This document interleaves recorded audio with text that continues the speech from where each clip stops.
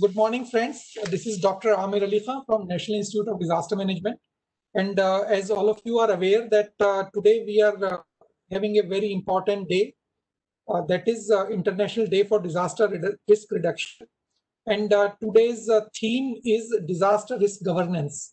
So that is the international theme of this day. This day is observed to facilitate everything related to disaster risk reduction at national and international level. So this is in this context, we are organizing this webinar in collaboration with it's basically a joint activity between NIDM and Institution of Engineers, India, J&K State Branch, and other partners, including DevCom Office, Divisional Commissioner's Office, including Forest Department of the state government, and Jammu and Kashmir Red Cross Society. So we are jointly organizing this event, and many of you are aware that we are definitely passing through a very tough phase during these COVID times. And when other type of hazards are taking place, it's resulting in cascading impact. And with all this, life is becoming challenging of late. So to overcome all these things, we need to create awareness among ourselves, among the society, amongst all stakeholders, including local community and administrators, responders, everyone. Every stakeholder has to be aware about his or her role, because until we make ourselves aware, we can't make society safe against impending disasters. And as far today's day is concerned, this is basically UNISDR started way back, I think in mid-90s, 94, 95, the first IDDR was observed. And since then, we are observing this at national level, international level, as well as at local level. And this is now we have progressed a lot in making disaster resilient societies. And at international level, we have this Sendai framework for disaster risk reduction. In addition to that, we have some other agenda or strategies available at international level, like Sustainable Development Goals, like Paris Declaration, like Habitat 3 Agenda, like Humanitarian Assistance Conference, and all those things. So various international strategies and outcomes and documents are available, and most of them are, or almost every one of them is having certain concentration or focus on making disaster resilient societies. So that is the thing, and we are focusing on this, taking a gist out of all those 4 or 5 international agendas. And in addition to that, at national level, we have our PM's 10-point agenda, which also facilitate our functioning at national level in the area of disaster risk reduction. So as far as Sendai framework is concerned, Sendai framework is having 7 global targets and 4 priority areas. So the targets include, we have a full lecture on this. I'm not covering in detail all those things, but targets include the reduction in mortality rate at international level, reduction in the number of affected people, reduction in economic losses due to disasters, and especially losses to critical infrastructure. Of late, we are seeing that every type of infrastructure is impacted. So we have to reduce the losses to critical infrastructure, per se the infrastructure, but definitely a special focus has to be paid to critical infrastructure. That is one of the targets. Then we have, it's an international one, so countries has to take up disaster management very seriously. Then we have to encourage international cooperation. So we are doing at national level, definitely. So and then improve the early warning system. And you see that early warning system has improved at national level, at least in case of cyclones and wind hazard related things. Floods, we are getting perfection, almost getting perfection. But like earthquakes, we are having early warning system. A window is very short. So we are moving in this direction as well. So many things have already been done at national level, considering these 7 priority areas and all those things. Then we have 4 priority areas at international level as per that SFDRR, Sendai framework for DRR. We are having increase the understanding of disaster risk among the communities, because communities are the most impacted and those are the first responders. So we have to improve their understanding of disaster risk. Last night also we were discussing, and it's really very challenging for all of us. We don't appreciate the hazards which are prevailing around us. Like I am sitting in this room, so I have to appreciate what hazards are prevailing. So we have to improve this understanding of disaster risk among the communities, among the masses. Then strengthening disaster risk governance so that the disasters can be managed better. So we have to improve on this, and that is the agenda of today's discussion, that how to improve the disaster governance for better management of disasters. Then let's increase the resilience by investing not only money, but our efforts as well. So we have to improve the resilience of the communities, improve the resilience of this system, basically, improve the resilience of every stakeholder who is responsible for making disasters or disaster safe societies. And definitely we have to improve the preparedness for disasters. So these are few of the priority areas as per SFDRR, and we have the entire disaster management is revolving around this. So we have to take these messages forward, and let's go ahead and this brief opening remark. I just hand over to Amir Ali Mir Saab for his welcome address, and then taking further from him. Amir Ali Mir Saab. Sir, thank you, Dr. Amir Ali Khan Saab.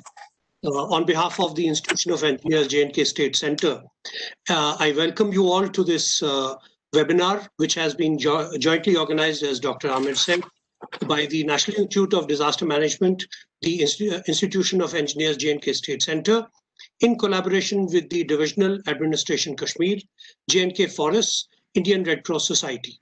We are also thankful to Big 92.7 for being our radio partners today. So they will be running this program throughout the day. Plus, it will also be live on YouTube. We have a distinguished panel of speakers from different fields who will be sharing their experiences with us. And we'll be informed about the recent, as Dr. Amir said, disaster risk governance issues which are being taken by the government of Jammu and Kashmir, particularly with the support of the World Bank-aided Jhelum and Tavi flood recovery project. We'll get to know the proposals that are in the pipeline for improving our disaster response by upscaling our existing emergency operations center with the state-of-the-art decision support system.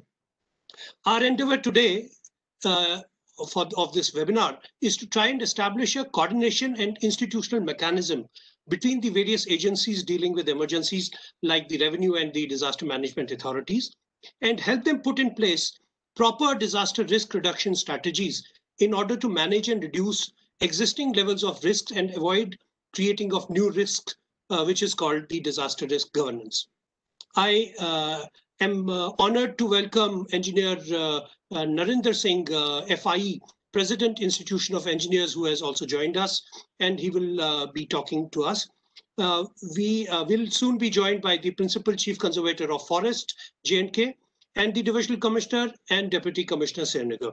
I extend my warm welcome to all the additional DCs who are the Chief Executive Officers of the District Disaster Management Authority and who have joined this webinar or are in the process of being, joining the webinar. We are also being joined by senior officers from the J&K Forest Department who are our co-organizers for this event. I also extend my warm welcome to all the nodal officers from the Health Department, Food and Civil Supplies Department, Srinagar Municipal Corporation, J&K Police, the Police Control Room, the State Disaster Response Force, again, the Forest Department, the Fire and Emergency Services, and senior engineers from R&B, PHE, Power Development Corporation, Irrigation and Flood Control, etc. We are also grateful to the members of the civil society, NGOs, students, Red Cross volunteers, disaster management colleagues, and the general public who have joined us online or are going to watch us live on YouTube. I wish this webinar success. Thank you very much. We have been joined. So Dr. Amir, if you're saying something, you're mute. Sorry, I'm just saying, let me introduce the panel of experts, the sequence of the event. So we are going to have is Mohit Gera Saab joining us, Amir Saab? Yes, he's connected. Yeah, I'm there. So, okay. So we are starting with Mohit Gera Saab, who is going to talk about disaster risk reduction and all those things. Then Engineer Narendra Singh Ji is President IEI. He is going to talk to us. Then one first technical session is going by Mr. Arjuman Hussain, who is a disaster management expert and working at international level. Then Dr. Satyendra is coming, who is an IAS officer, IFS officer from Bihar, and currently working with the Bihar SDMA and having international expertise. He is the former director as well. Then Pushpendra Johri Saab is coming from RMSI to talk about disaster support system, which they are working for J&K State or UT. Then two special addresses are coming from Shahid Iqbal Chaudhary Saab, who is Deputy Commissioner Srinagar, and Mr. Padurang Pole Saab, who is the Divisional Commissioner Kashmir. So these two gentlemen are going to address towards the end. And then we will coordinate the discussion and all those things. So over to Amir Saab. Amir Ali Mir Saab. Sir, I'm honored to have with us Dr. Mohit Gera, IFS head of the J&K Forest Force and the principal chief conservator of Forest J&K. He's also the chairman of the J&K Biodiversity Council. A little brief about Dr. Mohit Gera. He's a senior 1987 batch IFS officer from J&K cadre. He completed his PhD in forestry from Guru Ghasidas Central University, Bilaspur. He has more than 33 years of work experience at very senior positions in the state, having, to his credit, multidisciplinary research and trainings. He also worked with national and international agencies. Forest fires are one of the most common hazards in J&K. These forest fires can be both natural or human-induced. In today's webinar, besides other disasters, we will also try to focus on the issues of forest fires. I invite Dr. Mohit Gera, IFS, Principal Chief Conservator Forests, J&K, for delivering his special address. Dr. Mohit Gera, please. Yeah, thank you, Amir Ali Mir Saab, for my detailed introduction.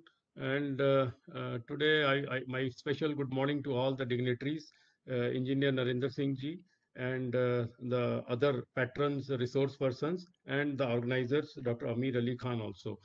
So I'll be starting with the forestry fire, scenario at the national level. But before that, you must have heard about the devastating fires of California, Amazon, and then last year we had in Australia. Millions of animals were killed and millions of hectares of area got burnt. Fortunately, condition in India is better, but in Jammu and Kashmir, we are still more lucky. As far as our national scenario goes, we have a forest cover of 21% of our geographical area. And out of that, 36% of the forests are vulnerable. They have been classified into extremely vulnerable, which is fire prone, very high fire prone, and moderately higher fire prone. So that is our 36% of our forest. But if you see only the extremely high and very high, it is 10% of the forest. Coming to Jammu and Kashmir, our forest cover is about 39% of the geographical area. If you add the tree cover, we become 55%. But forest cover is 39%. And extent of area which is fire prone, the four categories I mentioned. So it is 3% of the forests of Jammu and Kashmir. But if you add only the top two categories, that is extremely high or very high, then it is only 0.08%. So, but that doesn't mean that we should not, worry seriously about the forest fires, because of the fact that the climate is changing and the seasons are coming to overlap with each other. Earlier we used to have fires from early March to June in Cheed forests of Jammu region, and then late September to October, early November in Kashmir region, because of dryness and because of temperature going up. But now if you see, you have fires in Kashmir in let us say May, June. And in Jammu also, the fire may even start at February end. And even these days, we had, fire in Padar, fire in Kela range. So this is because of the rain pattern getting changed, the temperature getting a bit, more, and the drought conditions which are prevailing. Now, if you see the vulnerable districts in Jammu, it is Rajouri, Jammu, and Riyasi. These are the most vulnerable districts.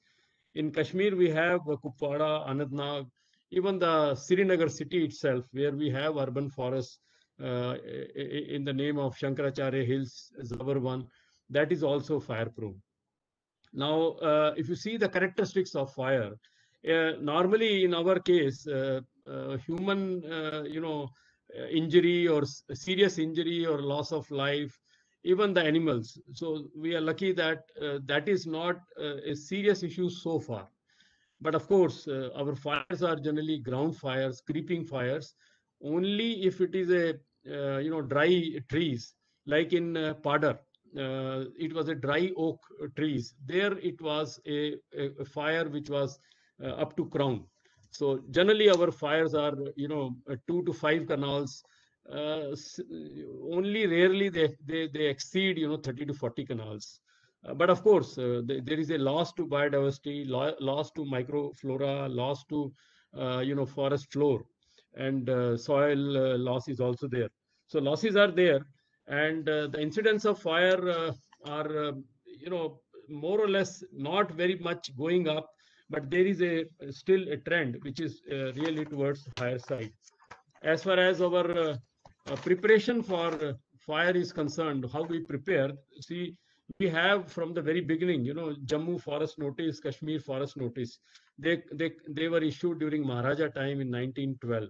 So as per that, we have forest fringe villages as our concessionists. So they, enjoy number of concessions, and in return, they are supposed to assist the forest department in fighting the fires, in protection, in other things. So they are under obligation.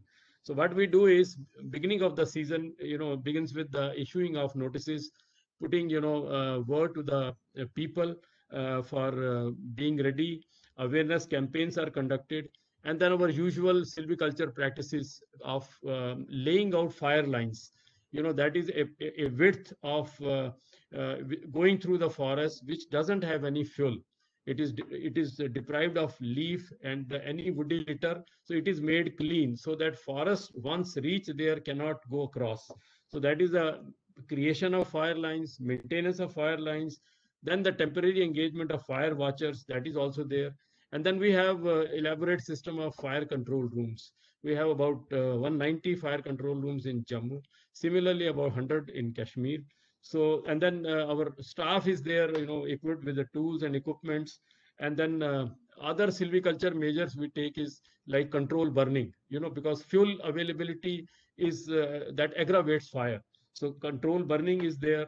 And then water arrangement, and wherever our in the planning process, we do our best wherever the natural sources of water are there, we rejuvenate them. So just in case, because they are very good for the wildlife, as far as in the eventuality of fire, that water can be utilized. And then we have also the legal arrangement, as because most of the fires are man-made forests. More than 95 forest fires are man-made. So there is a legal arrangement under Indian Forest Act and Wildlife Protection Act. Burning, kindling a fire, and allowing the fire criminal activity is a serious offense. So that legal machinery can be put in operation for taking cognizance. And then we have certain schemes also to assist us, and by the way of funding, we have from the central staffing central sponsored scheme also. And then under non-plan and under CAMPA also, we have certain funds available. And this year we are making specific annual plan of operations for most vulnerable areas, where we may go for many more things, in order to address the fire prevention and control, because they will be specific area based. Like Katra, we have a plan to make it as a fire smart range. In Kashmir also, Pampore as a fire smart range, where we will be doing certain new things. And then we have a Forest Survey of India, which keeps on sending fire alerts to us. for the last more than 13, 14 years. Now they are upgrading their technology also based on certain parameters like forest cover, forest type, temperature, rainfall, the period of dryness. Even they can forecast the fires, couple of weeks in advance. So most of our staff is registered with FSI. They keep on getting these SMS alerts. So that is one part of technology. We also have a toll-free number which can receive call and which can distribute the message. And we have this Pehredar mobile application. Anybody who is citing fire can also report to us. That is a comprehensive mobile application which is involving forest damage, forest encroachment, man-animal conflict, and of course the forest fire and any other kind of damage to the fire. When it comes to challenges, we have the forest fire, like as I mentioned about Padar, it is the fire location is 3 hours or 2 hours climb from the last road head. So that makes our capability to fight fire really limited, because have to many staff and the local people, they have to be mobilized to that location, and then you have very little resources which can be transported to that site, and one cannot even think of water. But yes, other tools, implements, and those things can be really taken, but we do not have any capability where we can address the location or reach out to them from the aerial mode of transport, air dropping, smoke jumpers, those things which are there in other countries, but we do not have those things. Yes, Uttarakhand, there was a devastating fire in 2016. Even later also, you have seen, helicopters using water buckets and, sprinkling the water on the fire. So those things, I think, possible in Jammu and Kashmir also. But we look forward to, State Disaster Management Authority and SDRF. We had been seeking their help. We had been having a mock drill. We had been having a common training, because this year also, I remember early February, we organized a one-day workshop on sensitizing the senior people. And then we invited our frontline staff also in the afternoon, and the training was given by SDRF. So that kind of linkage is there. But I think at the higher level also, I'm looking forward to working with them, and then some kind of having a rapid response action force, or some kind of a rapid response to these kind of fire locations, particularly to cover the vulnerable areas. So I think we can have certain trainings being imparted by State Disaster Management Authority or SDRF, and we can have some other linkages also with them, like availability of water, availability of resources in case of fires which are really we are not able to control. But when I say we, means territorial staff, then wildlife staff, and then forest protection force. Generally, we three combine together. We combine our resources also and move towards the location to control and to fight the fire. But I'll close by saying that the role of the people is very, very important here. Whatever technology we may have, but the role the people can play, because our forests are surrounded by the villages, and all information and all help flows through the villages. So under non-plan also, there is a Panchayat Halka, some scheme is there. We have requested this year to involve more and more Panchayat Halkas for prevention of fire. So that is what I would like to say from the Forest Department side, and we are quite actively pursuing this prevention thing especially, and we have a committee also at the state level. We keep on reviewing the our preparedness for prevention and control of forest fire. So if any question in this regard, I can address. Otherwise, this is what something on the forest side which I had to say from the department side. Thank you very much. Thank you, Dr. Gera. We have in fact kept the last session as the question answers from the audience, from the participants. So definitely, I think you have to probably go for a next meeting, but I think senior officers from your department are online, and they can connect to me on your behalf, and we can give them panelist right, and they can respond on your behalf in case you're not available at that time, sir. And definitely, sir, your views are well taken, and it will be conveyed to the higher authorities regarding the training, etc., of the firemen. SDRF and police and civil defense and the volunteers have definitely played a very important role in this. Thank you very much, sir. Institution of Engineers is a national organization of engineers having over 10 lakh members with state and local centers. The Institution of Engineers was established in the year 1920 and was incorporated by the Royal Charter in 1935. This is the centenary year of Institution of Engineers. Shri, I have the privilege to welcome on board Shri Narinder Singh, FIE, who is the president of the Institution of Engineers. I hope, Narinder ji, you are online. Please unmute yourself, sir. He served in the... Thank you very much, sir. Sir, आप अपना camera भी on कर सकते हैं, sir. Shri Narinder Singh ji served in the Uttar Pradesh and Uttarakhand at very senior levels. His contributions will be remembered for streamlining the rehabilitation and resettlement package of the 1,000 megawatt Tehri Dam project. He is the founder chairman of the Institution of Engineers Uttarakhand State Center, and is credited with the construction of a very modern building for the center with the cooperation of the government of Uttarakhand. In fact, that is an example that we talk about throughout the Institution of Engineers. He has authored several books and has rendered exceptional service to the Institution of Engineers in various capacities. He has served earlier as the Vice President of the Institution of Engineers, and he has always been active in the education sector, and his interest is in creating a green and safe environment.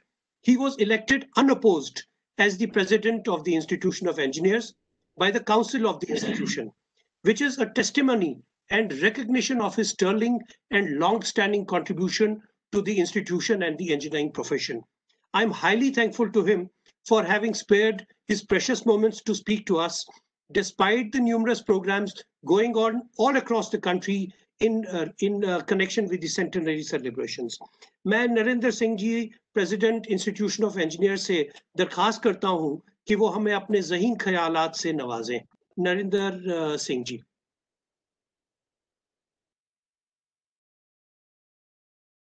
Sir, आप अपने phone को unmute कर लीजिएगा, sir.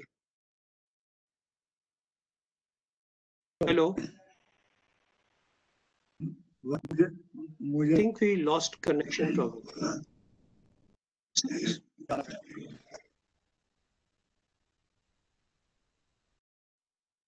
Sir, आप अपना camera please on कीजिएगा.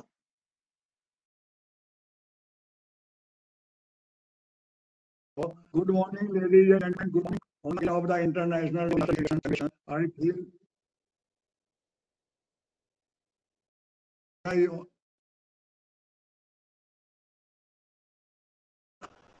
Yes, sir. Please carry on, sir. Carry on, sir. बिल्कुल ठीक है, sir.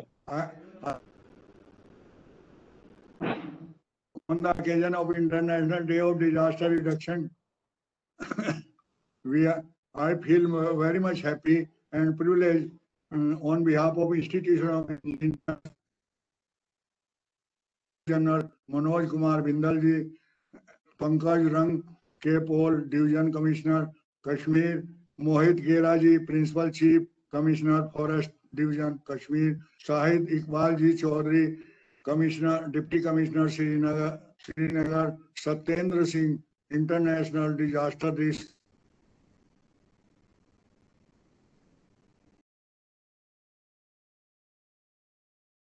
Arjiman Hussain ji, International Development Specialist, Amir Ali Khan, Faculty NIDM, Usman Johri ji, my colleague Amir Ali,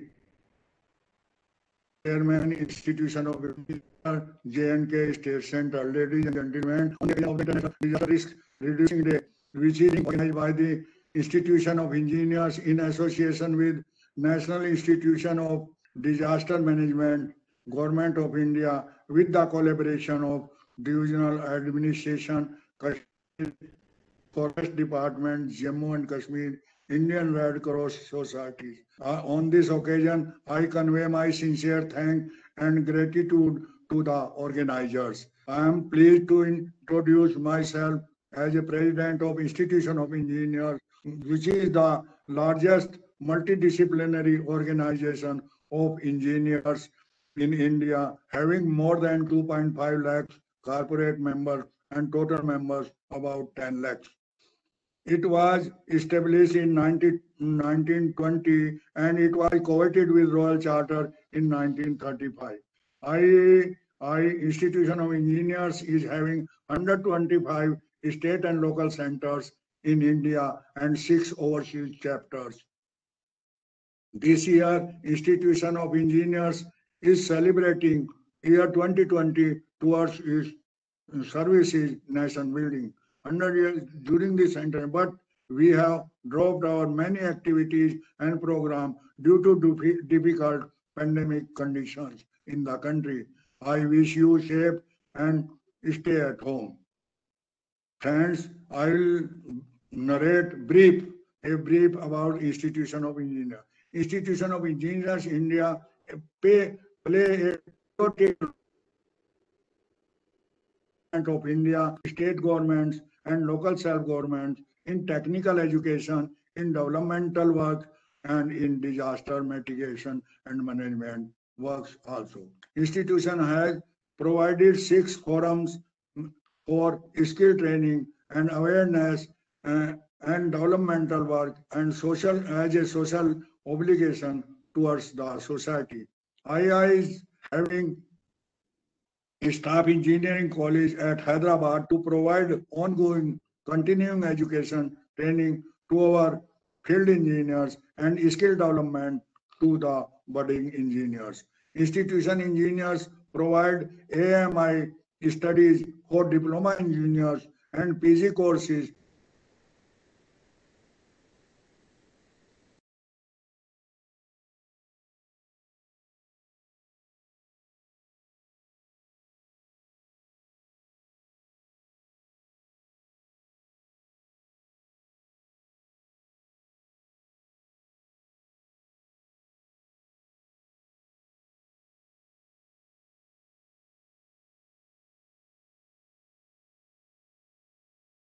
engineering.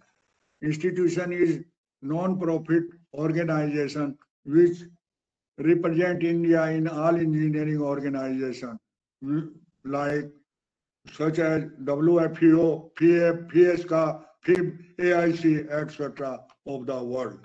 Institution has 0 scientific and research organization organized in recognition from DSIR.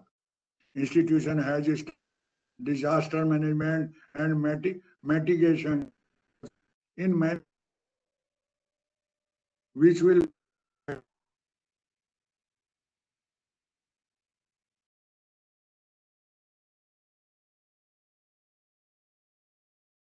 disaster mitigation.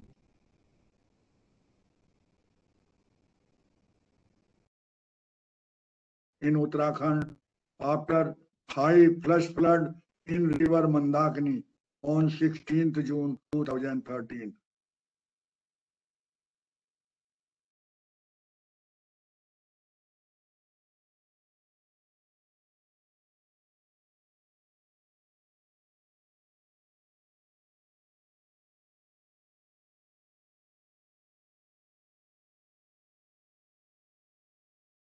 How the people around the world are reducing their exposure to disaster and raising awareness about the importance linking in the I wish success of this national webinar. Thank you very much. Sir बहुत बहुत शुक्रिया sir.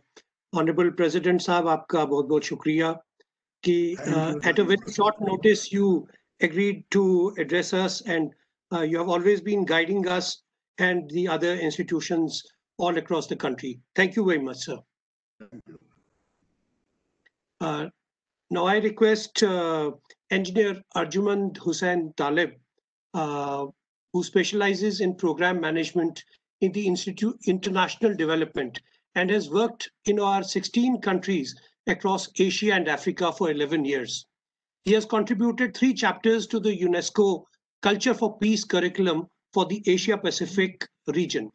Presently a Salzburg Fellow, he has studied engineering from Bangalore University, economics from World Bank, and project management from Cadence Institute, London.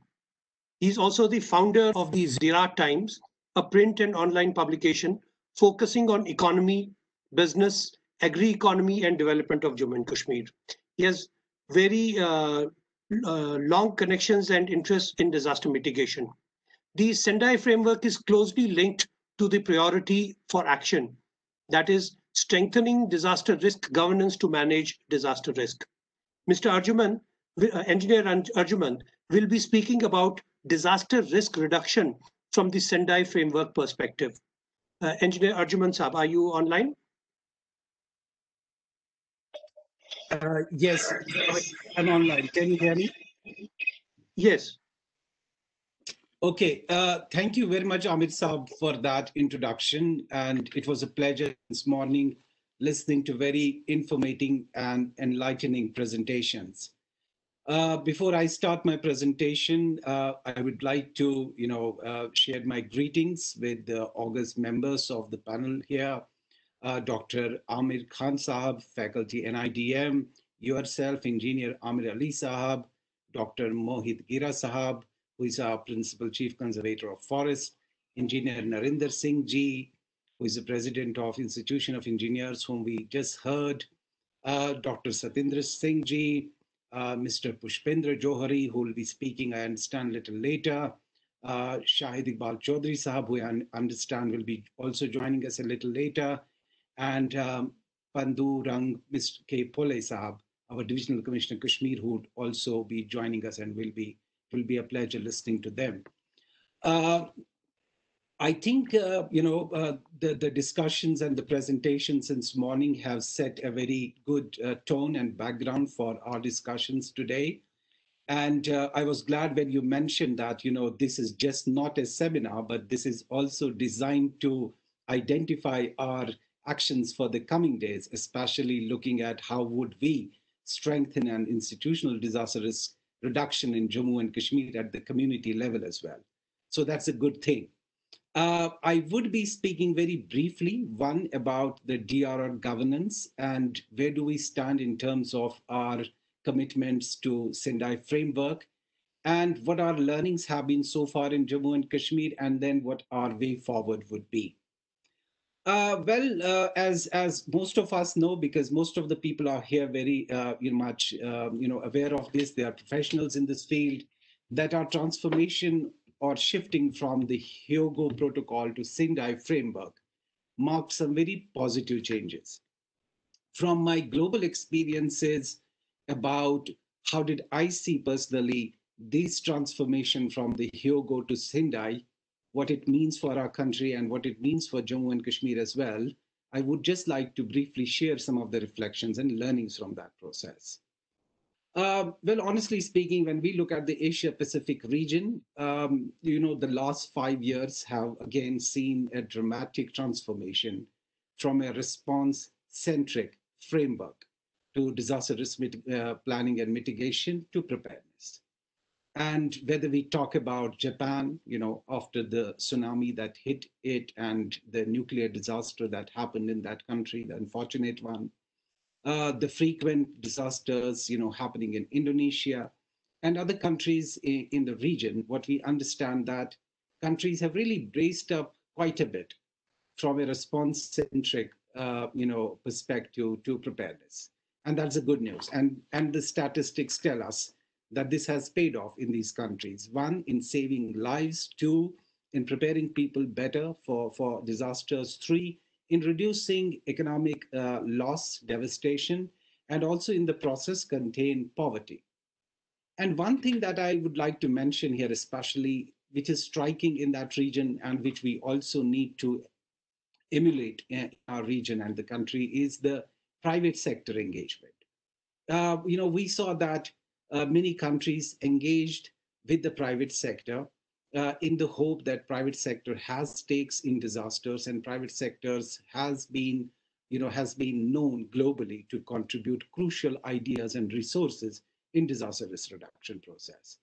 So a lot of countries in that region have, very meticulously and very result orientedly engaged with the private sector, and they have contributed ideas and resources in that process in institutionalizing and also in strengthening preparedness at the community-based level. Then talking about North Africa and the Middle East region, traditionally natural disasters are not really known to be, very serious ones in that region. There are man-made conflicts and man-made disasters in the region, but there has been a deep realization in that region as well that we need to shift from reaction and response to preparedness.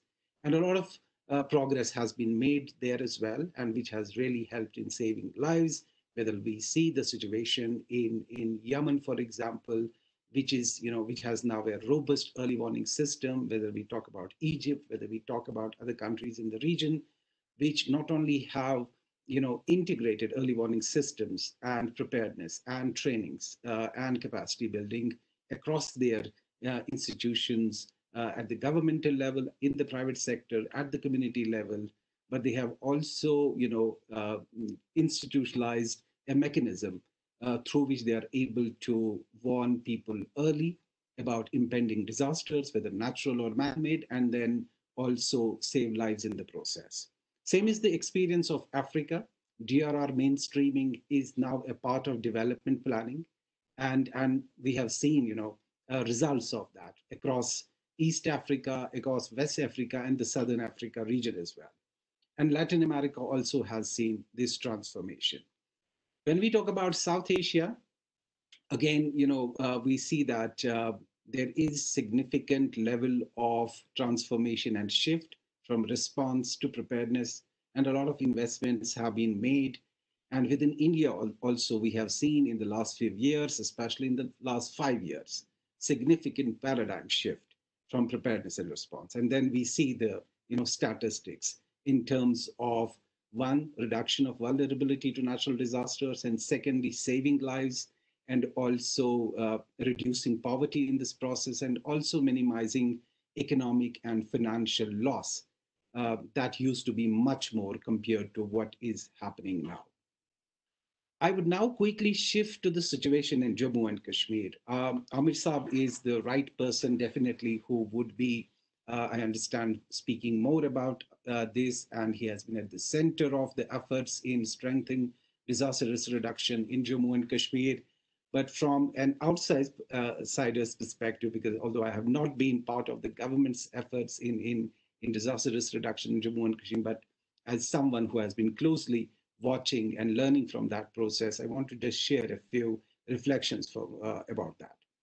What has been positive is the institutionalization of disaster risk management, including disaster risk reduction in Jammu and Kashmir. And the establishment of J&K Disaster Management Authority, for example, has been very significant development. And then we have all these disaster management authorities and institutions at the district levels. And now there is a robust system of response, not only at the provincial level, at the divisional level in Jammu and Kashmir, but also at the district level. And now we also have dedicated institutions, which are response institutions, which are, institutions which have trained, dedicated people, whether it is rapid response teams, whether it's the fire and emergency department, and whether there are other teams which are trained, and there are institutions which are able to respond quickly and in an effective manner. We have done some progress in early warning systems, but that's an area where definitely we need to, work more. Flood warning system, for example, we know that there has been a great degree of progress in that, for example, in the Kashmir Valley. Now we have a very good, robust system for the, flood control department, wherein they are able to, warn us in time about any impending floods. And this has been institutionalized, this has been strength, and this has been, making progress in terms of the sophistications of the systems within the government setup. And in the process, I would also like to make a mention about the accountability and the responsiveness of the institutions, because compared to earlier systems, we see that there is greater degree of accountability, and there's also responsiveness, because whenever we get an early warning system, we see that um, staff, institutions, offices, they are mobilized very quickly, and they are able to share information. They are able to share real-time information, which is being really helpful in preparing all of us for such eventualities. My brief final comments would be about the way forward. These are the things that have happened, which are very positive, which have really helped in strengthening our preparedness, which has helped in saving lives, and most importantly, in reducing the economic loss that we have been suffering, whether it was a 2005 earthquake, whether it was a 2014, 2016, eventualities, the big flood that hit the Kashmir Valley. So what is the way forward? I'll be talking about that as well. I think a time has come, looking at the coronavirus pandemic, where we would need to start looking at the future. And coronavirus has been a wake-up call, not only for Jammu and Kashmir, for the entire world. When we would do disaster planning, when we would do, planning for, anticipated disasters in many countries across the world, quite often we would ignore, pandemics. We would ignore biological hazards, for example, and they wouldn't really get a lot of attention. But coronavirus has taught us that we have to pay due attention not only to anticipated hazards, but also unanticipated hazards like the biological hazards of coronavirus. That's important. And that's linked to our approach to strengthening our response systems. And response systems would include our healthcare system, because that is the pivotal first response institution in responding to biological hazards. So that's something that we need to now factor in our planning processes. Secondly, I would like to emphasize on the engagement with the private sector. We understand that government is able to dedicate considerable public resources, not only in response, but also in preparedness measures. But we also realize something that we realized also during the flood in Jammu and Kashmir lately, is that we need more resources, and we need to learn from global experiences of engaging with the private sector, because private sector has a stake. One, if we are getting more engaged with the private sector, one, we get more ideas, we get a strong stakeholder to work with together, and we also get financial resources in the process, because private sector has a significant stake in preventing and minimizing economic losses. Private sector has a strong stake in ensuring that there is continuity and low disruption to economic activities. And private sector also has a stake in working closely with the government in ensuring that early warning systems, in the preparedness systems, and the loss mitigations are addressed in a cohesive and a collaborative manner. Then I will talk about something that requires also some degree of attention, that is our embrace of new disaster management theory, that is the epidemics, climate change linkage, and how do we address the economic and the poverty angles in that process. We just saw we are witnessing right now the coronavirus pandemic, and then we are also progressively witnessing the kind of changes and the transformation happening not only within our ecosystem, but across our social and economic chains being brought about by climate change. So what are we going to do about it? I think this coronavirus pandemic has, as I said, given us a wake-up call that climate change is something that we need to address well in advance, and there are possibilities that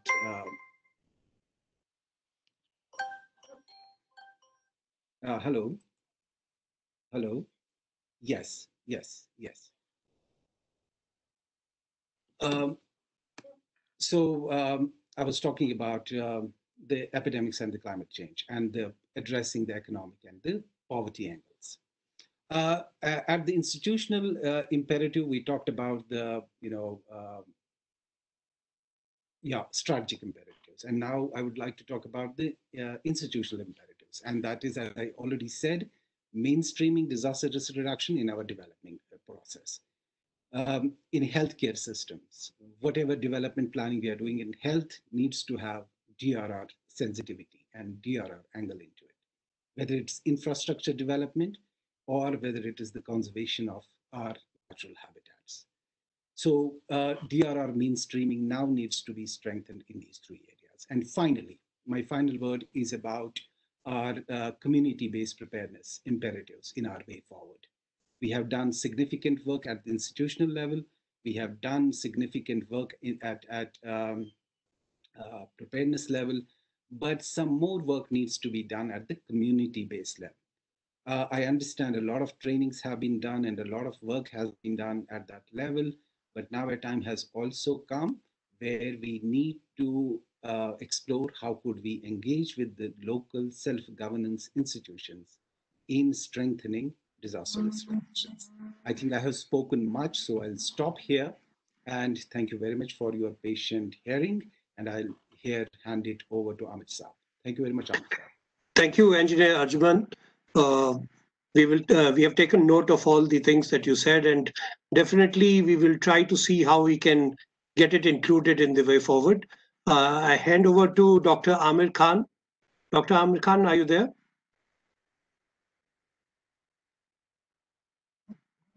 I'm here, sir. Doctor. Over to you, sir.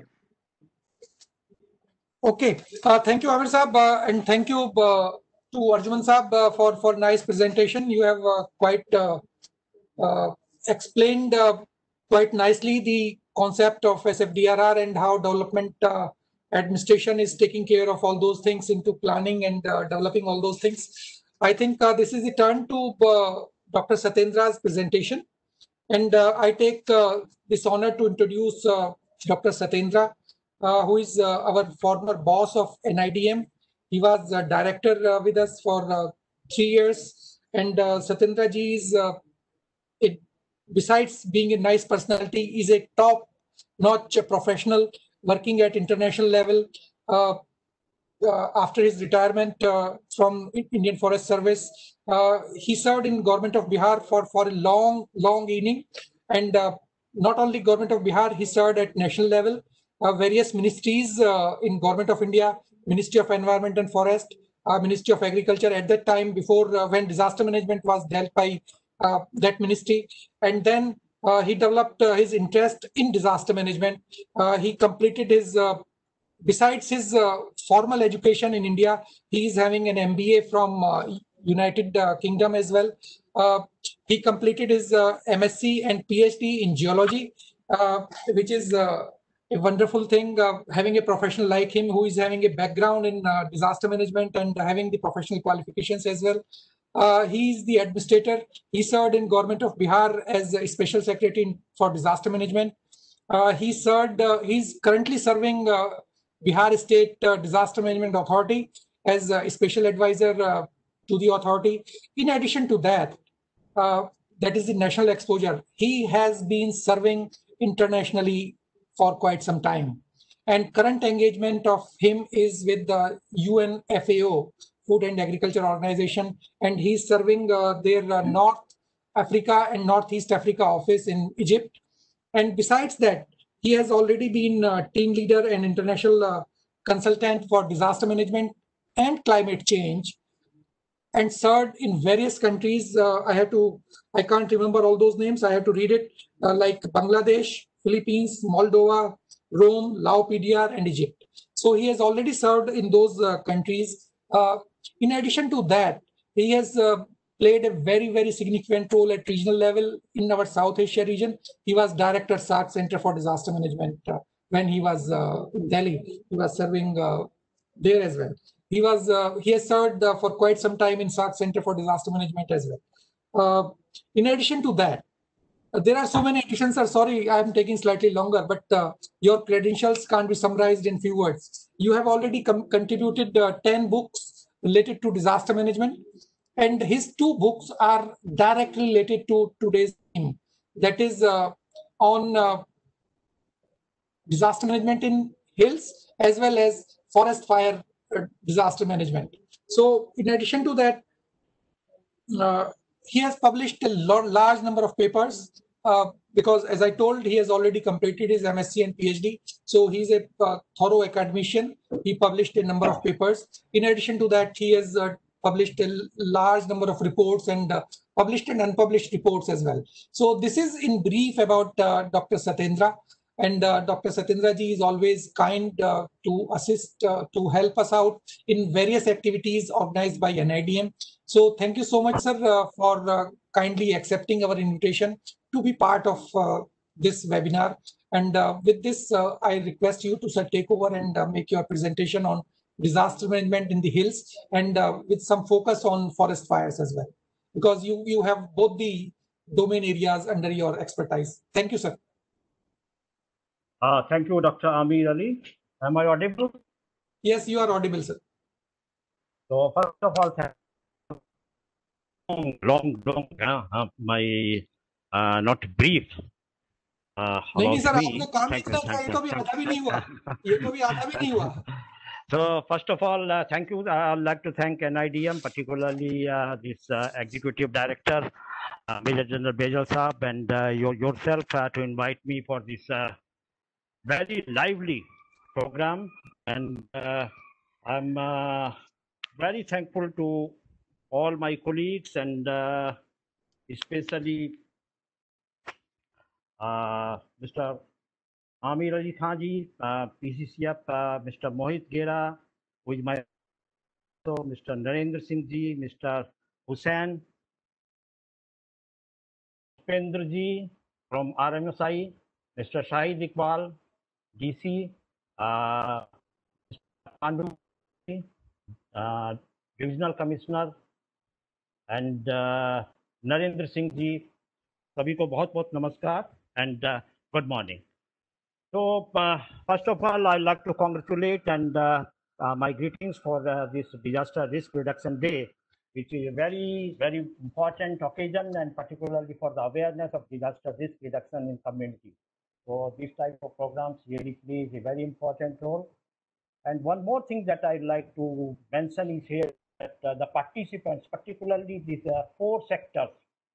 One is engineering sector, second is your development sector, that is engineering department, and third is your NGOs side, and one more sector is there. So that is very, very important, because that is the mainstreaming of disaster management. That is the mainstreaming of disaster management, and disaster management cannot go in isolation, as earlier also said, my earlier speaker has said. But today I will discuss about disaster management in hills, because this need a very different type of management, slightly different from the common management side, because hills are very sensitive ecologically, environmentally, geologically, and in all aspects, they need a different type of disaster management. And I have been very fortunate and associated to be associated with hills. I did my PhD, as Dr. Amir Ali Khan said, in geotectonics of Garhwal, Himalaya. So that was very relevant to disaster management. Then my first book, which I authored on disaster management, that is also disaster management in hills, in which I tried to discuss all aspects of disaster management in the hilly region. So this presentation, we will be discussing about hill regions in India, what common type of disasters are there in the hill regions, and particularly Himalaya, because Himalaya is the youngest mountain, and it is very, very disaster prone and very, very sensitive. It is uprising. So why Himalaya is so prone to disasters, particularly the natural disasters, and there are some human-induced causes also for disasters. Then forestry, as Dr. Mohit Gera has also mentioned, and earlier speaker also mentioned, that forestry and environmental conservation have to play a very important role in disaster management, in particularly in such type of sensitive ecosystem. So that is also we'll try to discuss, and then lessons learned, because every disaster leaves the lessons to be learned.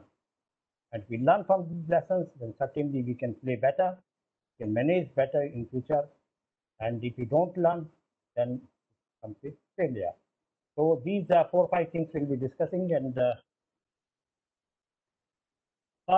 first of all, we discuss the hill regions in the country. So as per the forest department, there are 123 districts in the country. They are hilly districts. Then, as I said, they are very delicate and fragile system. And specialty with these hill districts are they are very rich in forest. Overall, 40% of the total area in such districts, on average, is under forest cover. If we talk of Himalayan, then there are different hill ranges. One Himalaya, of course, is the highest mountain range. Then we have Aravallis, Vindhyans are there, Chota Nagpur is there, then Eastern Ghats and Western Ghats are there. So all these hill regions in the country are there. And Himalayan regions, which I already mentioned, it is very, very young mountain, that is around 40 to 50 million years is the age of this mountain. In comparison to other, like we can say that Aravalli is around 300 million years old, Vindhyachals and others are slightly older. So it is the youngest mountain and is still uprising. Scientists say that, geologists also have proved that it is still uprising. So it is very geologically very fragile and very active. Why this system is more active? That is very, very clear from this picture. We can see that on the right hand side of the top, we can see that there are basically 4 Himalayan regions are there. That is a Shivalik, Lesser, Great Himalayan, Tigris Himalayan. These 4 regions, they are divided by different type of thrust or fault, which are still in movement. So the main causes of disaster in this region is the instability. These plates, but you must have heard of plate tectonics. These plates are still moving, and as you see in the picture downstairs, that these plates are in movement, and along this thrust, there is continuous movement, and due to these movements, there are thrust, there are these earthquakes are there, landslides are there, different type of disasters there in these very sensitive ecozone. We can see that disasters may be natural due to geological settings, natural causes. Weather is also a problem because it's extremely cold, particularly if you go to this Leh side and other higher Himalaya side, it is very, very cold. Flying is also a problem, heavy rain sometimes, and heavy snowfall. Seismicity, of course, zone of Himalaya is in 5 and 4. Then vegetation also play an important role about natural disasters. Then human-induced also, we'll be discussing that why unplanned development is increasing. The vulnerability, deforestation is the major cause. Then agriculture up to some extent, because we are not taking into consideration the slope, and at very slopy area also sometimes agriculture result into soil erosion and landslide. Is grazing is also a problem. Of more than 1 crore cattle in only in, I think, in Jammu and Kashmir region is there. Then firing due to this what do you call different army terrorist activities. Firing also sometimes problem. Then the mining activity, then climate change and glacial melting. That is also leading to intensity and frequency of disasters in Himalayan region. Try to correct some common disasters, some more major disasters in hilly regions, particularly in Jammu and Kashmir. If you see the geological type of disasters, then earthquake and landslides are there. Hydrometeorological disasters, avalanches, snow avalanches, that is very, very common. Hailstorm, cold waves, windstorms, and drought, flood, and lightning. They are the hydrometeorological disasters. Then fire outbreak is also there, gas leakages, chemical leakages. Then, of course, we are facing now is the biological disaster, that is the pandemic, the worst disaster in the known history, that is COVID-19 type of pest attacks also. These are the 4-5 types of disasters. And this is the list of some major disasters. Particularly, I'd like to mention the 2005 earthquake in Pakistan and Jammu and Kashmir border, that is in which more than 80,000 people lost their lives, mostly in Pakistan side. Then Ladakh flood also, you must be knowing that in which more than 250 people were killed. And then recently in 2014, we have a very severe flood in Jammu and Kashmir, and various precious lives were lost. So we see that these type of disasters are very common, particularly in our ecological sensitive areas.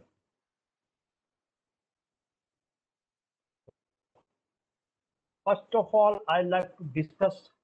We discuss the different causes. Development disasters is very, very important, and the mainstream of disaster management is strategic for disaster risk reduction.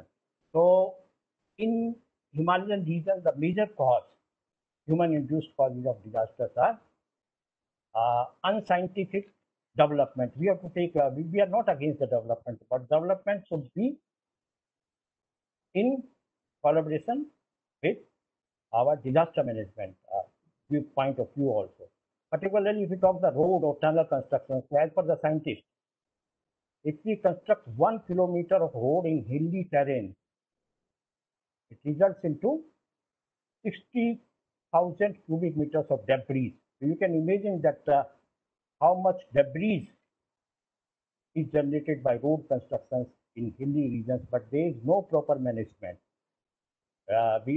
Road construction is very, very important. Road for communication is very, very important. But we have to think of the geology. We have to think of the debris management also, how to manage this debris. That is also important. That is taken care, because these debris go to the river side only and create different type of problems.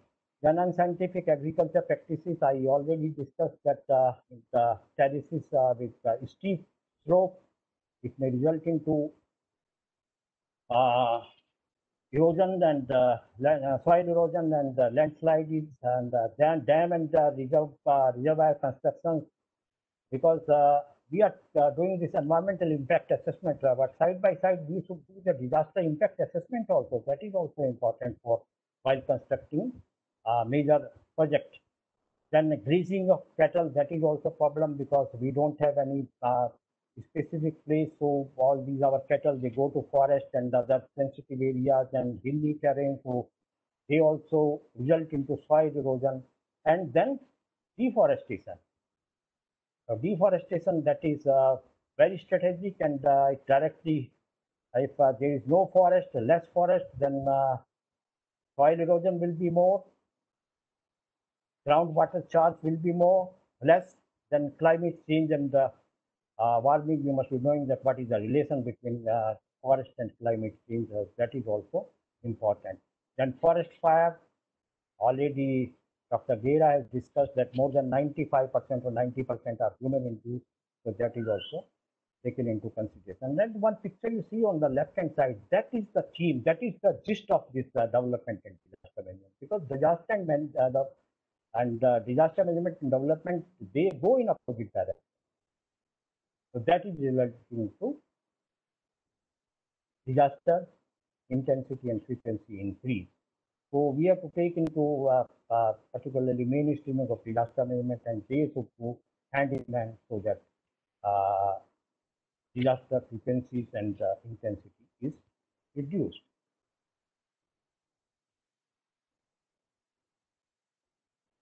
Forests play a very important role, and Amir Saab, I think we have lost Dr. Satyendra. Sir, I think there's some connection problem. I think so. I think so. Yeah. So, what is your call? I think we'll ask I think- Mr. Johri to I continue. think, Dr. Yeah. Satyendra, are you there?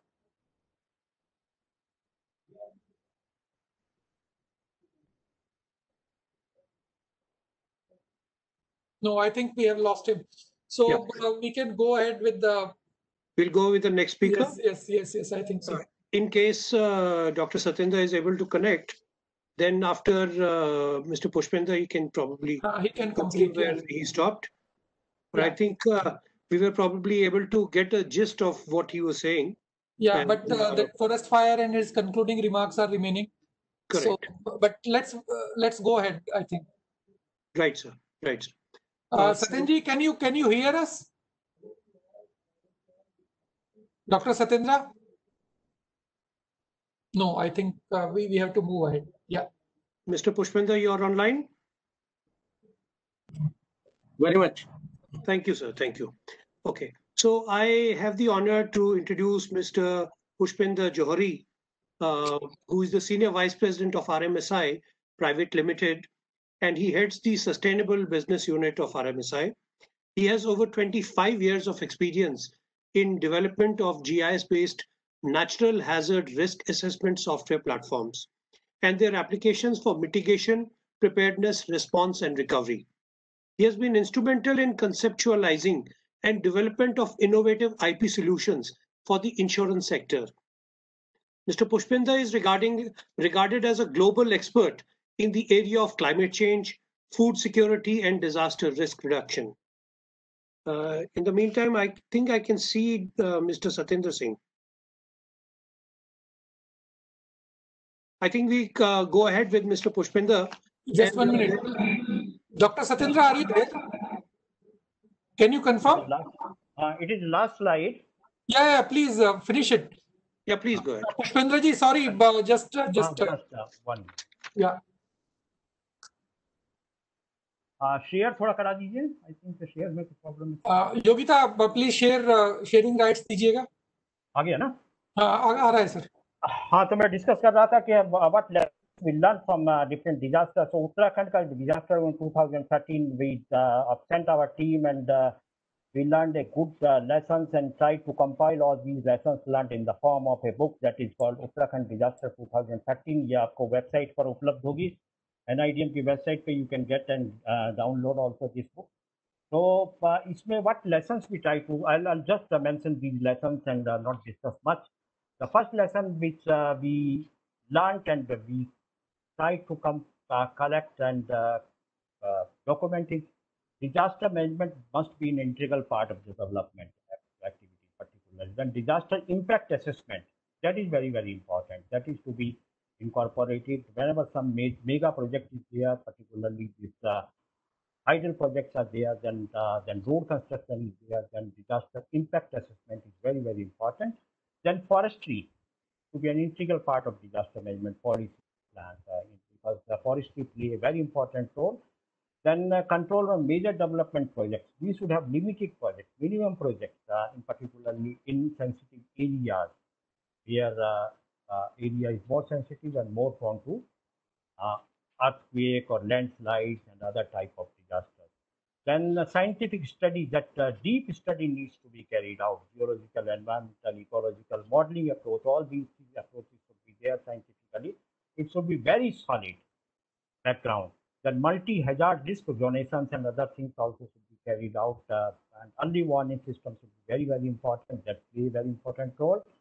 And ensure formulations and evaluation of mountain-specific policies for effective governance. That is also significant.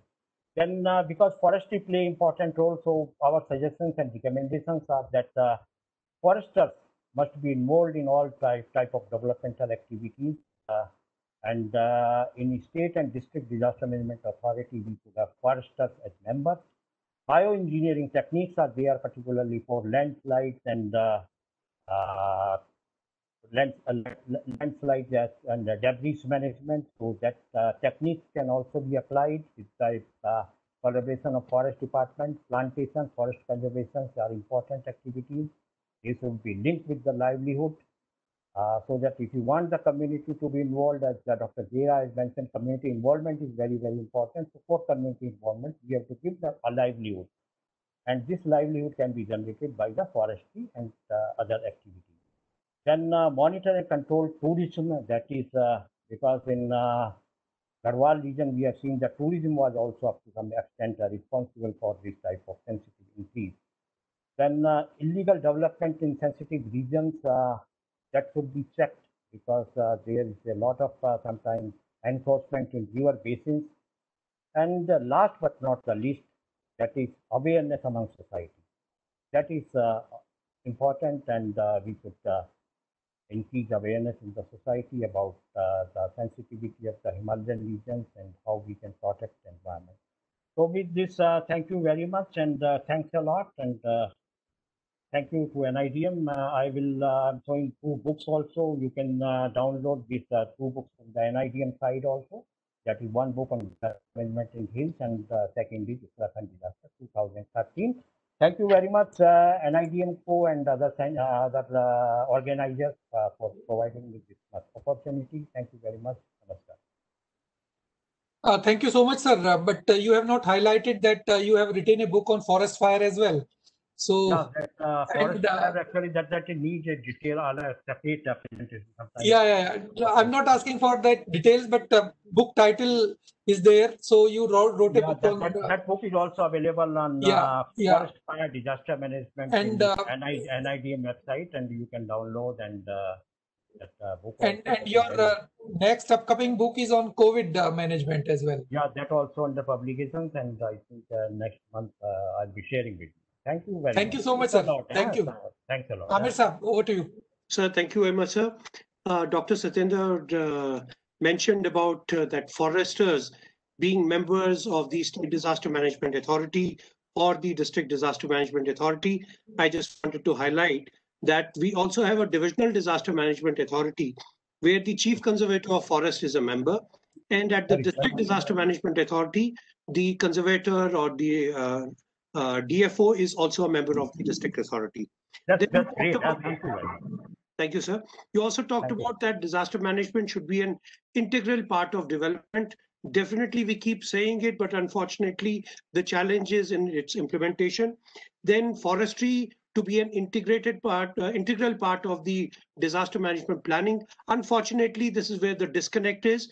We talk of most of the disasters, but when we talk of forest fires, we assume that it is the baby of the forest department, whereas it is ultimately a disaster that the entire state has to face. Then you talked about these scientific studies and the multi-hazard risk zonation, which brings me to back to Mr. Pushpinder Johri, who are the consultants for the World Bank aided Jhelum Tavi flood recovery project. And they have been awarded the project for the multi-hazard vulnerability assessment for the study for J&K with specific focus on seismic vulnerability in the urban areas. So I'm sure the study that RMSI is doing is going to help the state a lot. Yes. Thank you, sir. Thank you very much. Thanks a lot. Thank you, sir. Thank you. And coming to Mr. Pushpinder Johri again, RMSI is developing a state-of-the-art decision support system for the State Emergency Operations Center, which I mentioned in my opening remarks. And they require inputs from all the additional deputy commissioners and the nodal officers who are present in this webinar today. And it is only with their interaction that this decision support system is going to be more effective. Over to you, Mr. Pushpinder Johri. Thank you very much, Amir Ali ji. First of all, my big thanks to you for giving me this opportunity to be part of this this event on the day of disaster risk reduction, and also I really want to thank to all the presenters so far. who have enlightened me in what all is happening, what others' thoughts are on the subject, the Sendai framework, or the approaches to disaster risk reduction, the importance of forest fire as a disaster. So I think all my previous speakers have set a stage for me to dive a little bit more deeper into how the Jammu and Kashmir is moving ahead on this path of disaster risk reduction, and what are the key initiatives that are being implemented that are going to support this the disaster risk reduction and its mainstreaming in for developmental planning, etc. So I have put out a very small presentation. I'll quickly run through that. I hope you can see my presentation now.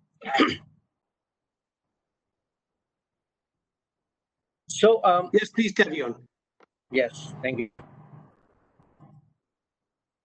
So I'll start with, well, we all know that the Jammu and Kashmir has faced several events of late, and some of those have been really big. Whether it has been the earthquake or the flood in Srinagar or the multiple forest fires that have been raging in the state of on and off. So as Amir Ali ji already explained that the state has embarked on the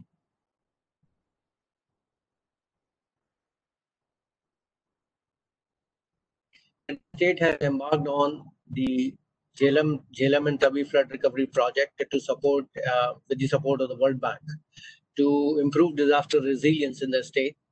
And RMSI has been entrusted with two key studies in this regard under this program. One is related to the multi-hazard risk assessment of the entire Jammu and Kashmir, and it also includes Ladakh. Incidentally, this study was started when all the three were part of a single state. So Ladakh is an integral of all these studies that we are doing, and the development of the decision support system for emergency management. So just for those who may not know us, just one slide and 1 minute about RMSI. So RMSI is a geospatial consulting, geospatial analytics consulting firm. We proud ourselves as the people who are bridging the gap between the physical and the digital world, and are applying this into multiple areas, whether it is maps for navigation, or maps for land registry management, or whether it is networks for telecommunications or utilities, or it is sustainable development. So as Amir Ali ji said that I am in the sustainable development business here. So we will be talking more of what we do. And RMSI has been ranked the #1 company to work for, not once but several times, ahead of organizations like Google, TCS, Infosys, etc. And have a large workforce spread across multiple offices, 3 developmental centers in India and 6 global subsidiaries. And our certifications and accreditations are an example of the high quality culture that we imbibe.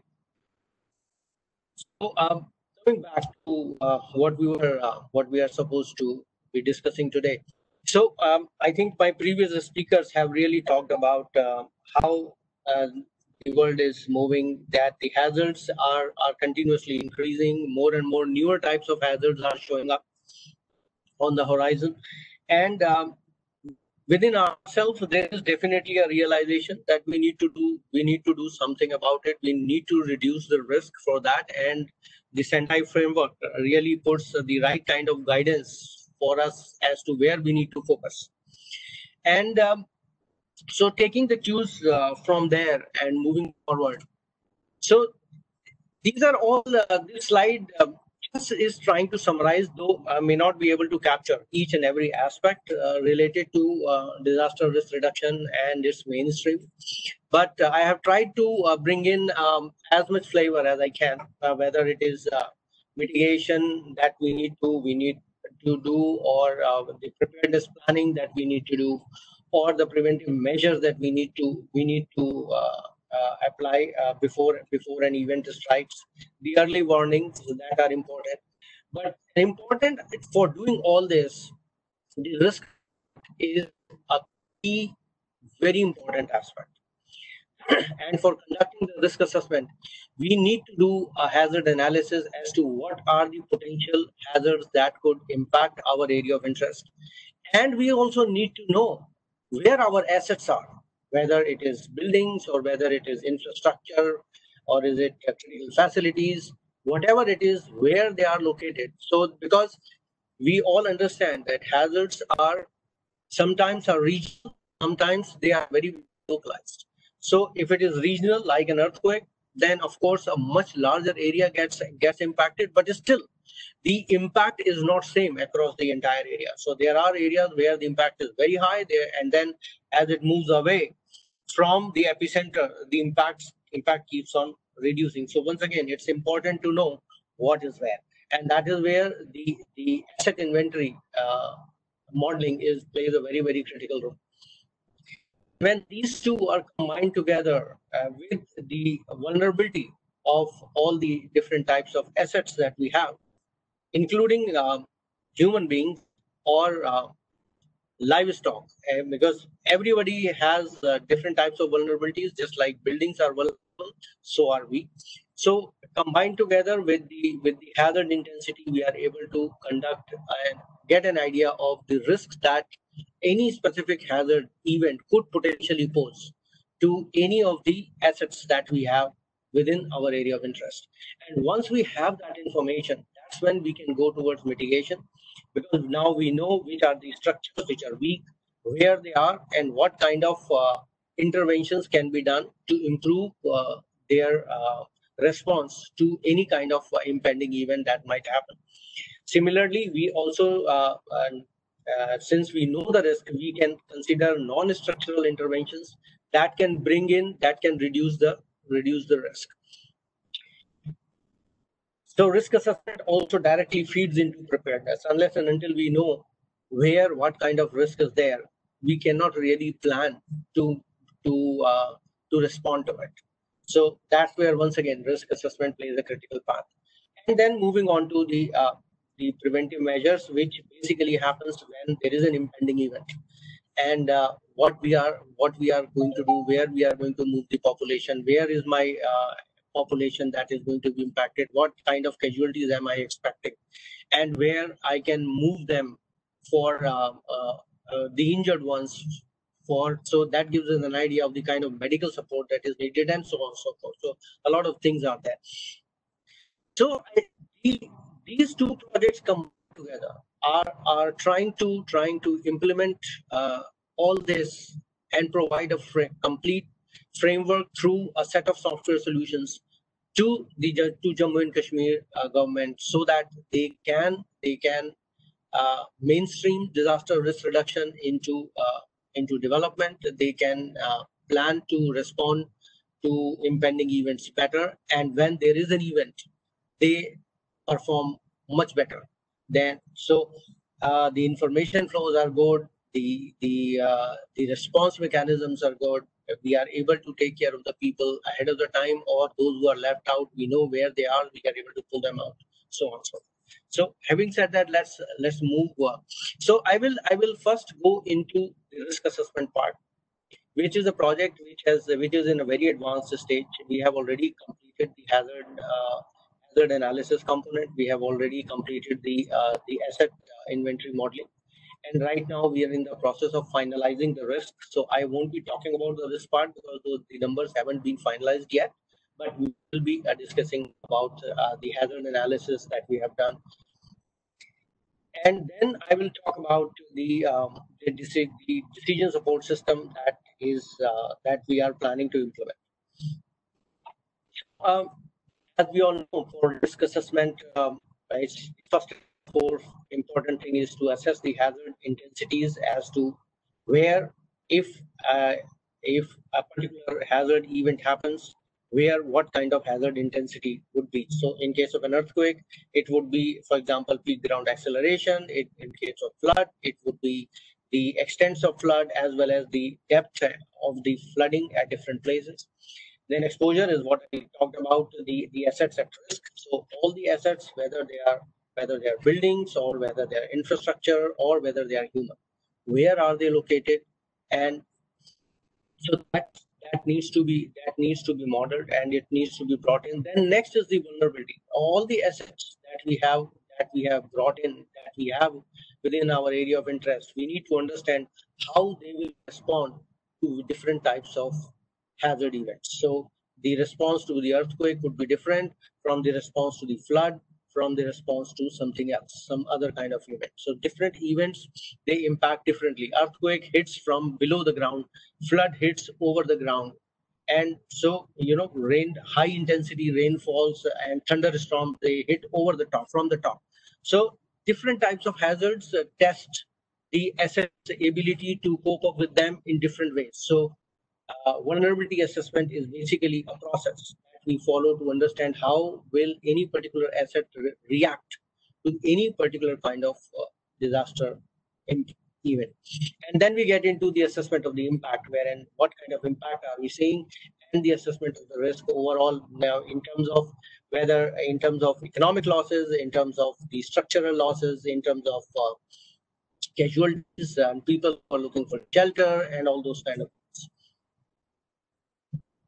So we have, as I said, that we have already done the hazard modeling part. So I will be running through quickly giving you an idea of the hazard modeling that we have done for different types of hazard. One slide for each, time is short. So earthquake, we have created a probabilistic seismic hazard model using the OpenQuake software provided by the Global Earthquake Model.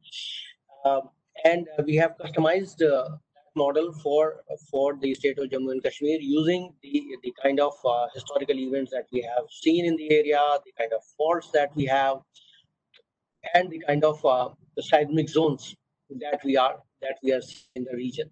So all that combined together was used to create the earthquake probabilistic seismic hazard model for earthquake. We have validated our model against the 2005 event, because that's the only one for which some information is still available. Though we would have liked to have a little bit more information, but unfortunately there is not a lot of detail that is available in terms of the earthquake intensity at different locations. But whatever was available, we tried to use that to calibrate our model. So what you are seeing here is a 50-year return period earthquake probabilistic earthquake map, and it basically shows the peak ground acceleration. Peak ground acceleration is the primary is the maximum shaking, is a measure of maximum shaking that happens at any particular location because of the earthquake. And we need to understand that it is the maximum shaking that, when it comes, causes the maximum damage to any kind of a structure. The initial shaking, they keep on shaking. It's like they are preparing the structure for damage, and then that final blow, when it hits the structure, that's when either the collapse happens or the cracks appear or those kind of things happen. So peak ground acceleration is the most critical parameter out of that measure of the ground shaking that is used for earthquake risk analysis. So moving forward, riverine flood, we have modeled all the basins in whether it is Jhelum in Kashmir, or whether it is Chenab and Tavi in Jammu area, and the rivers, also all the rivers in Ladakh have also been modeled. Once again, the flow data is a challenge in the state historical, so there wasn't really a lot of depth in the terms of the number of years that we could get, but whatever we could get, we have tried to build the models. I think one good thing was that we had a very a very large event in 2014 flood, against which we could calibrate our models and see that it is the model is generating a flood which is very, very close to what has happened on the ground. We also did a lot of field capture in terms of the water marks that have been put in a lot of buildings within Kashmir, within Srinagar. So we use that information to model, to calibrate our model, and now all the return period hazard maps have been created. So what we're seeing here is an example of the flood, which is basically representative of the 2014 event that happened in Jhelum.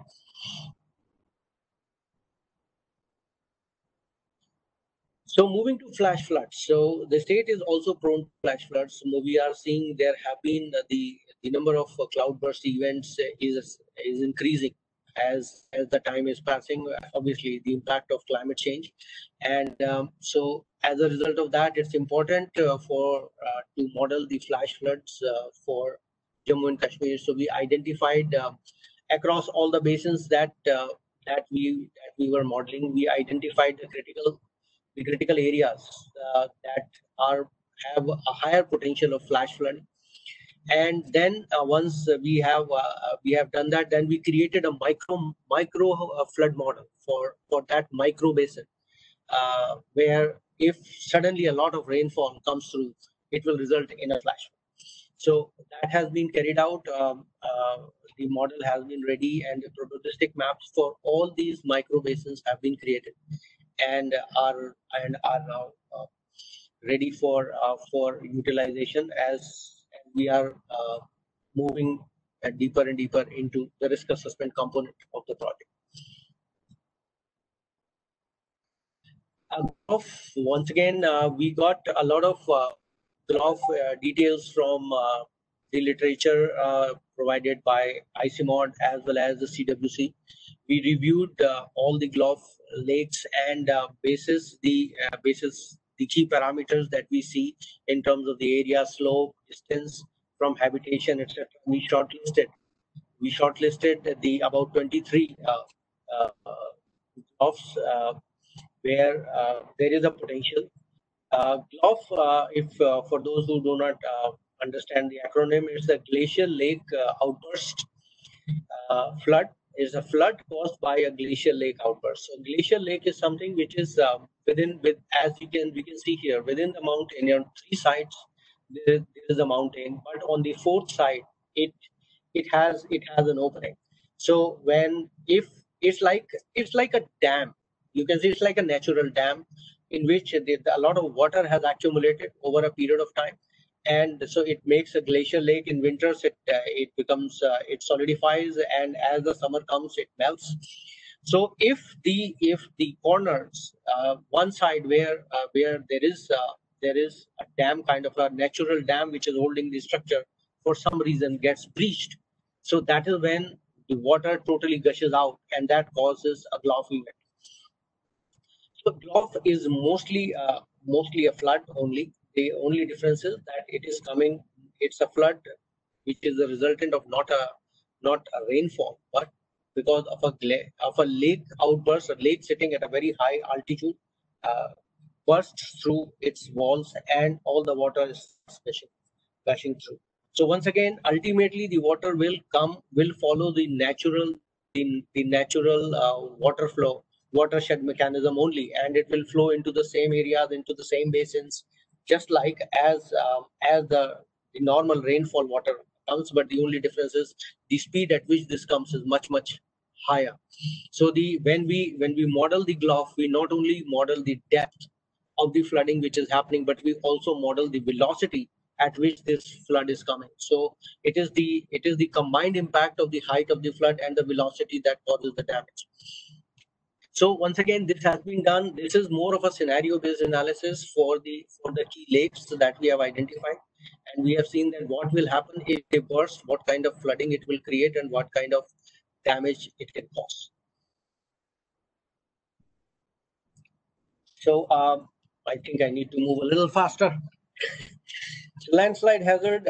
Once again, the state is very much prone to landslides. It's entirely mountainous, and with so much of entire road network connecting different areas of Jammu and Kashmir, there is a very strong landslide potential. So we created an artificial machine learning model using the neural network mechanism, artificial neural network, and that basically was used to develop the correlations between the key parameters of slope, aspect, elevation, etc., rainfall, earthquake intensity, which is the PGA, and the geology of the area, the soil types, the kind of drainage mechanism which is there, and the proximity to the road. All these parameters have been brought in as the initial inputs to the top layer of the artificial neural network based model, and then from there we have analyzed finally the susceptibility and created those susceptibility maps. So the susceptibility maps have been created for Jammu, Kashmir, as well as Ladakh, all the three areas. Avalanche once again has been modeled using a similar approach to landslide. Avalanche is nothing but it's also a kind of land movement, except that it is a lot of snow or ice which is moving, whereas in case of landslide, it's the soil and the rocks that move. So the mechanism is very much similar, and the kind of inputs are very much similar, except for a few like deforestation and the movements or the vibrations produced by machines and explosives, because ice is more sensitive than earth, than land. So slopes are less sensitive to these kind of vibrations, whereas ice is more. So avalanches can happen because of even these kind of vibrations. There is an explosive which could, in certain area, it could cause an avalanche to happen. And then the rest of the applications parameters are more or less same. And then higher temperatures result in the snow starting to melt, and that basically releases the packs of ice, and then the chances of flowing also increase. So once again, a similar approach has been used to create the avalanche susceptibility maps, and based on the severity and the frequency that has been seen, we also use the historical data here. Coming to forest fire, I guess we have had some very interesting discussion earlier, and it was really heartening to know that the FSI is moving towards improving their forest fire forecasting model. So we used the historical forecast of FSI as one of the inputs here. Once again, combined it with the other parameters like road or trail proximity, and then vegetation type, slope and aspect, and wind. Wind plays also a very critical role in case of forest fire. We combined all of those together to create the forest fire index map. Similarly, drought is not such a big phenomenon for the region, but it's still it does happen. And then moving forward, the way the climate is changing, there is a potential that its frequency and severity might increase. So we have created a complete return period hazard maps for drought also, which are based on the standard precipitation index and modeling the meteorological drought. Physical vulnerability, I had already talked about in the beginning that it is a measure of how any particular asset will respond to the intensity of any particular hazard. So for different kind of structures, it's different. For humans also, it is different. So what we do is we create these log normal curves that you are seeing here, which basically tells that as the intensity is increasing, the damage keeps on increasing up to a point where then it peaks, and thereafter, even if the hazard intensity is further increased, there is no further damage done. So if it is 100%, then of course, so you can't really damage it further. But for some other kind of structures, the impact goes up to a certain point, and thereafter there is no further impact. It's like they are damaged enough. Beyond that, it's not possible to damage. So those kind of modeling is performed, and this is a very critical input for risk assessment. So we conducted a very a survey of about 20,000 buildings in the entire region, wherein we captured the details of the kind of building, the quality of construction, the behavior of the building, if the residents are aware of in case of any previous events that have happened, and so on and so forth, and use that for creating these curves in addition to some of the other literature that is available. And then we also conducted a social vulnerability survey. In this case, about 40,000 households across the different regions were surveyed, wherein the individual families were interviewed for the social structure of the society, and trying to see how the hazard could impact the social fabric and thereby the individual within the social fabric. So using that, we have created a social vulnerability index based on all the social indicators that we captured as part of the survey, and this was it.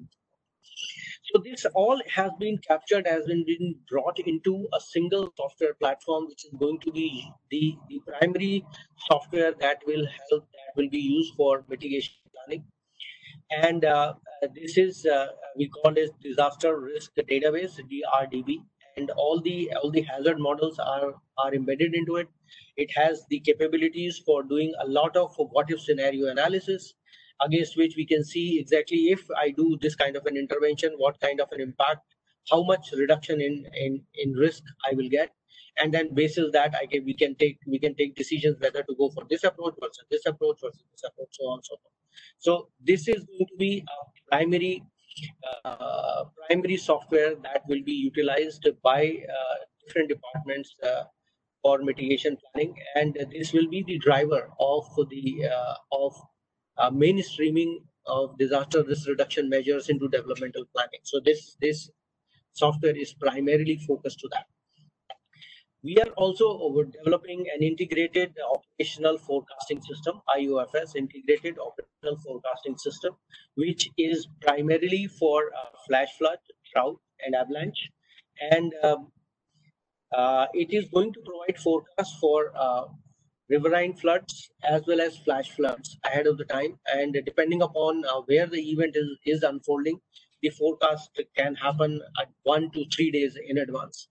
One version of this platform is also ready, and it has been shared with the flood control department already, and they have started using it. A lot of they are the ones who are feeding a lot of data into it in terms of the flow gauge stations data, the IMD's rainfall data is also plugged into it. So we are forecasting whenever the flows are reaching specific thresholds. So we are saying that okay, now on the screen itself, the people can at INFC can visualize exactly which flow gauge stations are indicating a flood kind of a situation, or the flows are reaching the flood levels. And then it also forecasts using the next 3 to 4 days forecast provided by IMD for rainfall. It combines the current values with the future forecast, rainfall forecast to predict whether it will result into a flood or not. And if there is a resulting flood, then it also forecasts a flood extents, which basically tells us that which are the areas that could potentially be impacted by this flood. And based on that, INFC can generate a warning that could be disseminated. So moving on to the decision support system. So now you can see we are connecting all the threads. So we have talked about a software platform that will support mitigation for mainstreaming disaster risk reduction into developmental planning. We have talked about a software for forecasting of hydrometeorological hazards, and so the warning component, the forecast, and the warning component is coming into it. And now we are talking about a decision support system that will work with all of these together. So it will integrate the DRDB, it will also integrate the IOFS, and it will also integrate a lot of other feeds, whether it is the international feeds about earthquakes from USGS, or it is the feeds from IMD. And if SSI is really coming up with a good fire forecasting model, then we would like to see the possibility of connecting their forecast feed also into the same platform. So bringing in all the feeds, so basically giving one-stop shop where the individuals responsible for disaster management can have a look of what's really happening across my entire area of interest, what kind of events are happening, whether they are earthquakes. They are all small, probably less than 5 Richter scale, so I don't need to worry about it. There is a potential flood that could happen. The flow values at certain flow gauge stations are becoming higher, so they have been flagged as orange. So there is a potential. And then similarly, there is a forest fire forecasted here. There is an avalanche going to here, so on and so forth. It will try to bring in everything together into one single platform, a single view from where the entire disaster management operation could be managed. Now, it is going to have not only these abilities, but also ability, because during a disaster, a very important critical component is coordination amongst all the agencies, because this is not something which could be managed by one agency on its own. So the disaster management authority cannot really manage this and the event without the help of fire service, police service, health service, and SDRF, NDRF. These are just a few names that come at the top of the mind, but also there are other important, like the mechanical engineering department, which is going to provide the equipment.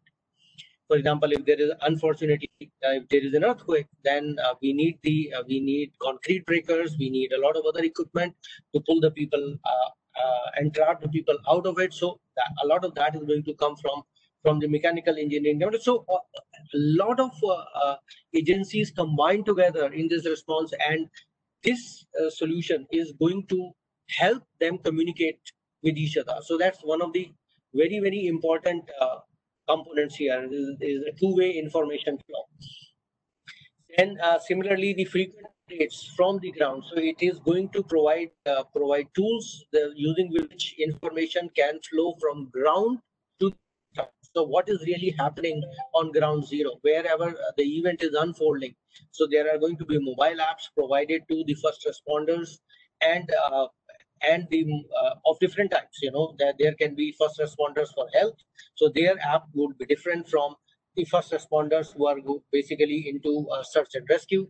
So they're based on the objective that every individual is fulfilling on the ground. Their mobile apps would be different, and they would be capturing the information, and it will be flowing straight into the system, and from there a quick situation report could be generated at any point of time. Now, in addition to that, it will also have the options for mitigation and preparedness planning for different types of disasters that could unfold, and that's why DRDB is also integrated into it. And there are certain hazards, if they are not covered within DRDB, then this DSS will support some spatial analytics mechanisms to support this activity for those hazards. These are the key hazards that are expected to be covered as part of that. Some of those, as you can see, are the ones that are already being modeled by us. On the left-hand side, you can see all the way up to forest fire, whereas there are certain others that are not modeled here, but they are going to be handled directly into the system. So here, what we see is that the events could be regional, like an earthquake. If it is a regional event, then I think multiple districts could be potentially impacted. If it is, but most of the events are going to be very localized. So what we are envisaging is a nested approach, wherein the district, whatever is happening at the districts will be visible to the divisions, and whatever is the divisions could see could be visualized at the UT level also. So all the different kinds of information that we talked about, whether it is whether the event is going to happen, then if it's a forecast, then the information related to forecast, where are the people who need to be evacuated, how we are going to evacuate them, all that information is like pre-disaster scenario. Then there is an event after the post-disaster where the event has happened. Where are the people on the ground? What kind of an event are we seeing? What kind of population is at risk? How many SDRF, NDRF people might be needed? Do we need fire support? How many potential casualties are expected accordingly? What kind of healthcare support we need? How many people have to be evacuated and they need to be moved into shelters? Where are the safe shelters? So a lot of that information which is available here would be summarily available here also and here also. The only difference is that if it is an event which is happening across multiple districts, so the division will see an aggregation, a holistic view of the entire event. At the division level, if there are events crossing the divisions, then at the UT level, the complete view of the event could be visualized.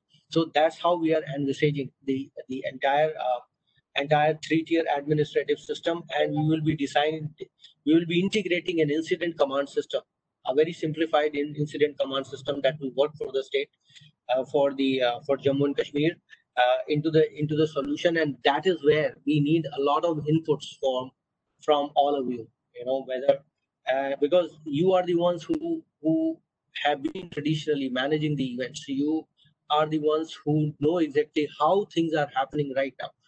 What kind of communication mechanism, for example, exists between the division commissioner's office and the police service, the fire service, the healthcare service, and so on and so forth. So how the information flows, who are the critical people in all those agencies, and what are the triggers that are used for on the basis of which agencies act. So we need to capture all this information, and my team is already there in Srinagar right now and is going to be reaching out to several of you in the coming weeks for discussing all these things. A lot of your experience is very, very important for the success of this decision support system. Also, we want to make sure that wherever this decision support system sees that there are activities that you are doing, it tries to bring them the way you are doing right now, so that there is no Dr. Johri, please conclude. Thank you. Please, if you can conclude. Sure. So these are some of the capabilities that we are going to be embedding. So multiple types of data are going to be embedded into it. Different types of, as I have already discussed this aspect. And these are the different kinds of dashboards that are going to be there for an incident status dashboard, operations response dashboard, situational awareness dashboards, and then damage assessment dashboards, and so on and so forth. So a lot of these dashboards are going to be there. And this is an example of the COVID-19 dashboard that has already been enabled for Jammu and Kashmir, and it's up and running. And as I said, there will be a lot of mobile applications that are also going to be made available. So for different kind of activities, I think I have already discussed all that. So I'll conclude here. Thank you very much. Thank you, Dr. Johri. I'm sorry I had to prompt you to close because we have to see the time limit also. Yeah, no, I understand that. I was trying to speed up. There was so much to talk. It is a vast topic, but you had tried to do it. Thank you very much, Dr. Johri. You talked about the decision support system, the IOFS, the DRDB, and they are all going to get integrated into the Emergency Operations Center. I'm sorry that you could not talk more about the dashboards and the mobile app, but then I think that is something that probably you will need to have a one-to-one with the nodal officers only, and may not be of concern to all the participants.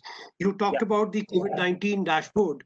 That is also one of the disasters that we are encountering, and we feel that we can only overcome that by partnership with collaborating agencies like UNICEF, NDMA, WHO, Sphere India, for strengthening the partnership in J&K. In fact, Sphere India is already in the process of establishing a COVID-19 academy in Jammu and Kashmir. So that is something that we will be talking about a bit later. We were supposed to be joined by the Deputy Commissioner Srinagar, Dr. Shahid Iqbal Chaudhary, but he's caught up in a meeting with the Honorable Lieutenant Governor. Dr. Amir, if we can go straight to the Divisional Commissioner, would that be all right? Please go ahead. Dilkom sir, can I? Thank you, Dr. Ali. Again, welcome to all the panelists and attendees of this today's webinar on disaster risk reduction. As today is the International Day for the Disaster Risk Reduction.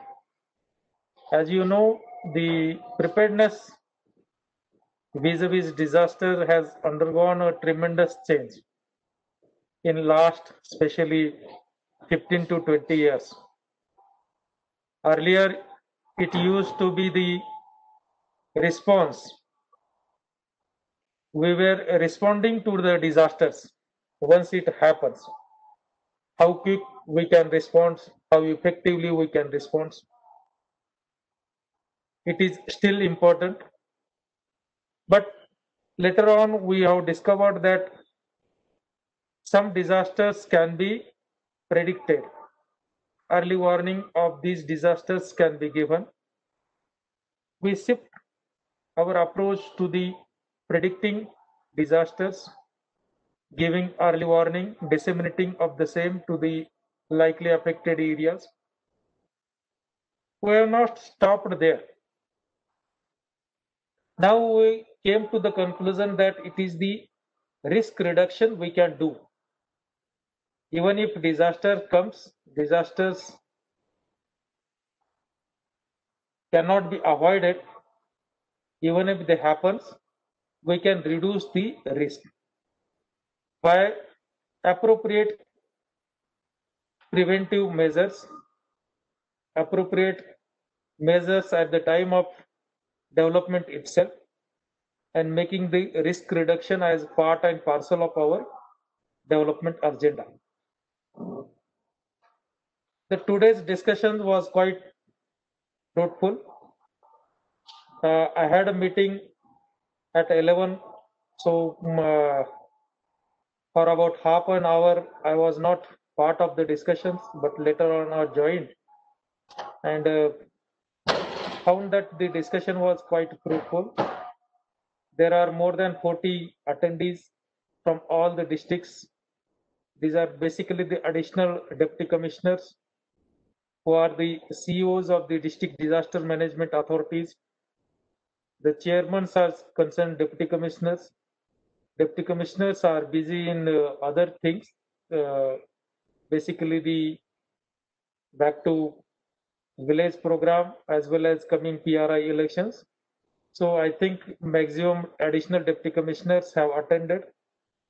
They are going to benefit because of this talk, illustrations, and including the presentations made by the RMSI and other peoples.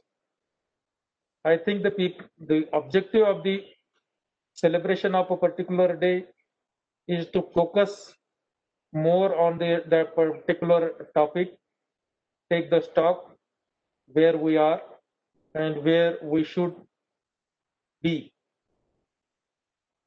So far as Jammu and Kashmir is concerned, as you have all explained, it is basically a state where except tsunami, all other disasters happens or can happen. Except sea tsunami, I think all types of disasters are there. Flood, even drought. Some areas of the Union Territory is prone to the drought also. And the maximum area of the valley is prone to the flood. So far as earthquake, it is zone 4 and 5. And other disasters, localized disasters, be landslides or snow avalanche, etc. Thank you, Amir, for organizing this webinar. Definitely, you should keep organizing such webinars on different topics, at least once a month or twice a month. This will definitely go in a long way to build up our capacities, at least first knowing what the thing is, and later on acting upon after knowing the things. Thank you. Thank you very much, sir. We are grateful to you that you have participated in all the webinars that we have been organizing. And that is why we call you the patron of these webinars. So you and the executive director of NIDM are both our patrons. And today we added one more patron, the president of the Institution of Engineers, Engineer Narendra Singh Ji, without whose support, I think these webinars are not possible. We assured you, sir, that we'll definitely be organizing more webinars. You gave us a target of 1 in 2 months or 1 month. We might probably do it once in a week, for which you might be ready, sir. And there are many topics that we need to talk about. So we are trying to cover. I'm grateful to my guide, Dr. Amir Ali Khan, without whose support all these programs are not possible, and really grateful to the speakers. Over to you, Dr. Amir. Thank you, Amir Saab, and thank you, Pole sir, for nicely describing all those activities which we have to take into our stride. And thank you for your participation as well.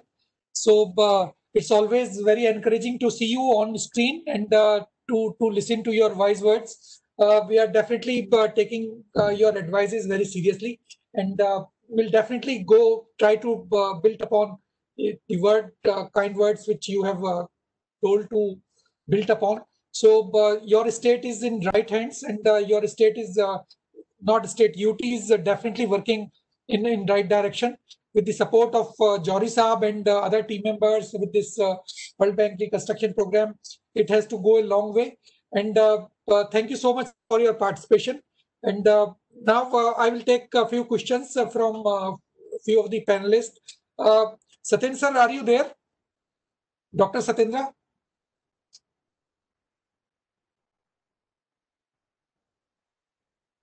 Okay, so let me push to Pushpendra Johri Saab, who is I can see very clearly right now.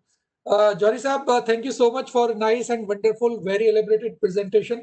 Except the time, everything was good in your presentation. So time management was not up to the mark, but it's for my benefit, for personal benefit. I understood everything very nicely, but being the organizer of the webinar, that is the very challenging task to manage the time.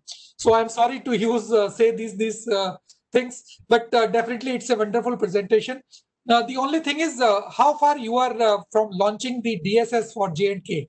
This is number one, and how challenging it has been so far for making it DSS for J&K, because I am having some affinity to J&K working there as well. So I feel I want to listen your challenges and then we can interact more. Okay, so Satyendra sir, आपको हमने मौका दिया था, अभी 2 minute रुकिएगा, जौहरी साहब के बाद आपसे क्वेश्चन लेंगे सर. ठीक है, no problem. Okay, so I would say first question first, as to where we are in terms of the implementation of the decision support system. As I said, there are 2 engagements, and decision support system is the second one. So decision support system is right in its infancy right now. We are in the requirements analysis, wherein that's why I said that we are going to be interacting with a lot of people who are involved in disaster management in Jammu and Kashmir. So, but we have what we have done is we have created a very lightweight version at this point of time, which is just connecting some of the important live feeds and some of the and the COVID one that I showed. So right now there we are, because we just wanted to this would help us as we will be getting into the discussion. So it will help us to show them, what are the kind of information that they could potentially get, at least at the start of it. So we are so that is where we are in terms of the decision support system. But if I talk about the previous project, which is the multi-hazard risk assessment, we have progressed a lot on that. Are very close to finalizing the risk assessment right now, and and releasing the digital risk database, which is the mitigation planning software to Jammu and Kashmir and also to Ladakh. And the solution is more or less ready, and the hazard analysis is completed, vulnerability assessment is completed, and risk assessment we are just fine tuning the final number. So that is going to be taken care of by end of October. So that is where we are in terms of challenges. Just like everywhere else, in a lot of other places in India, getting historical data about the historical events is a big challenge.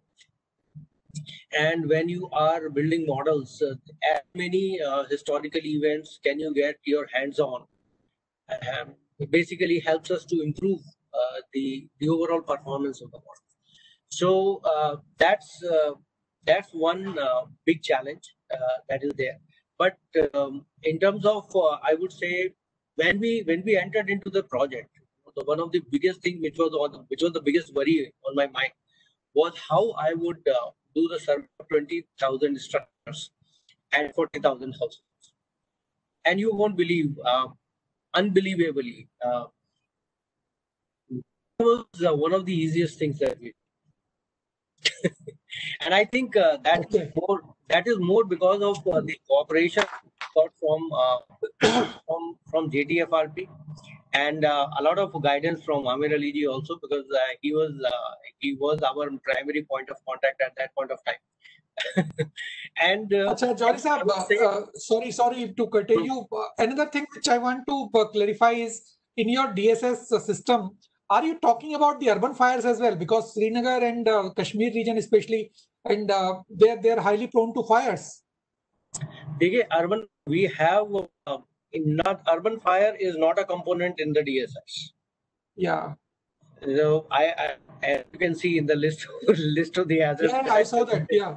That's why this question so is. Urban fire is not a component, but we have modeled urban fire as part of the multi-hazard risk assessment. Okay. Yeah. So we have modeled urban fire for Kashmir as well as Jammu. Yeah, but that is a big concern in that region, definitely. I know, especially in winters. Yeah, definitely. So, as I told earlier, organizer of a webinar is having various challenges as you are facing. So we are also facing challenges of managing the time right now. So thank you so much. Thank you so much for your acceptance of our invitation to be part of this webinar. And it's wonderful interacting with you.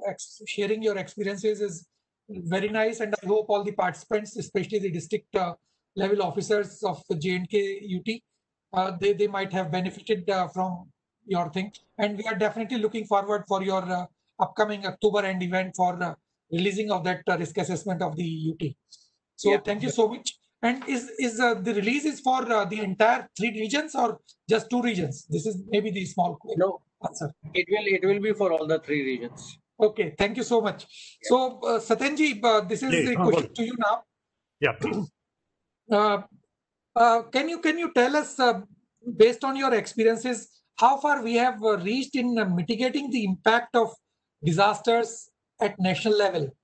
And another question related to that is, what type of development do you suggest for Jammu and Kashmir, considering the fragility of Himalayan territory and difficult terrain and multi-hazard scenario? So some lights on this as well. Over to you, sir. Thank you very much, and thanks a lot for giving me this opportunity. Mitigation, as far as mitigation is concerned at national level, certainly we achieved a lot of things. And as far as awareness is concerned, people are aware whenever we talk with somebody. So I think in common people also, this awareness is very much there about disaster mitigation, management, response, and preparedness and prevention also. But the thing is that mainstreaming is main problem, because it is becoming due to this what you call post escalations or something like that. We are not able to achieve much in the field of mainstreaming disaster management, particularly when you do some construction work.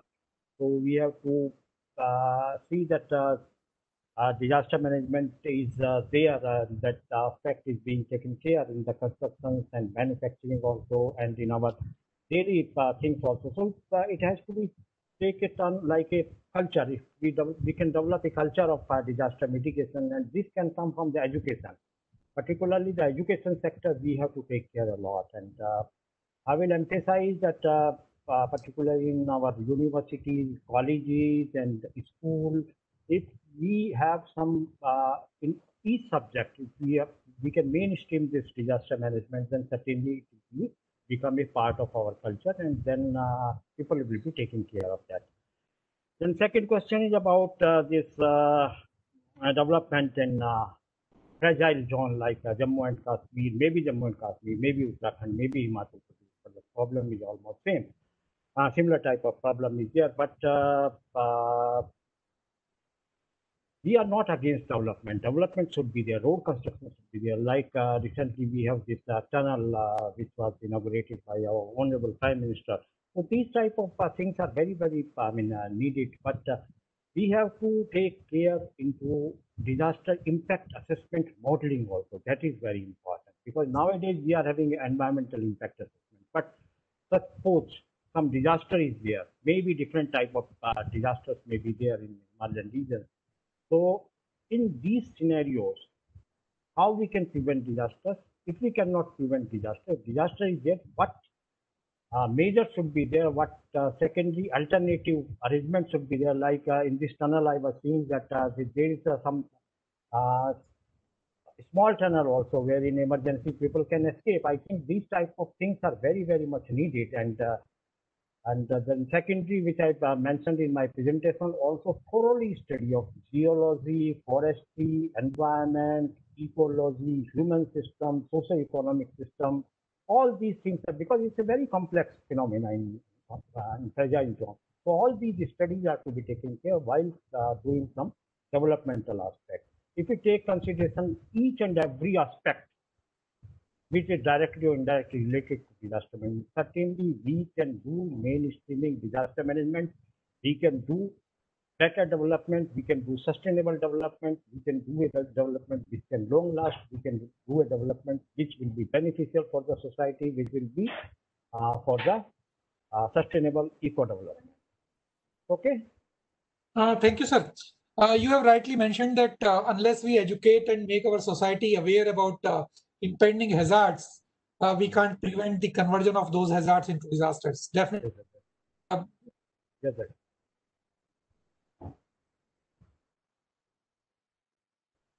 To accept you part of NIDM family, and you will always be like that. So thank you so much for everything, making this wonderful presentation and satisfying our queries as well. So sir, due to that time shortage, I am not taking up more questions. So let's move to Arjumand Hussain Saab. Are you there? Mr. Hussain, are you there?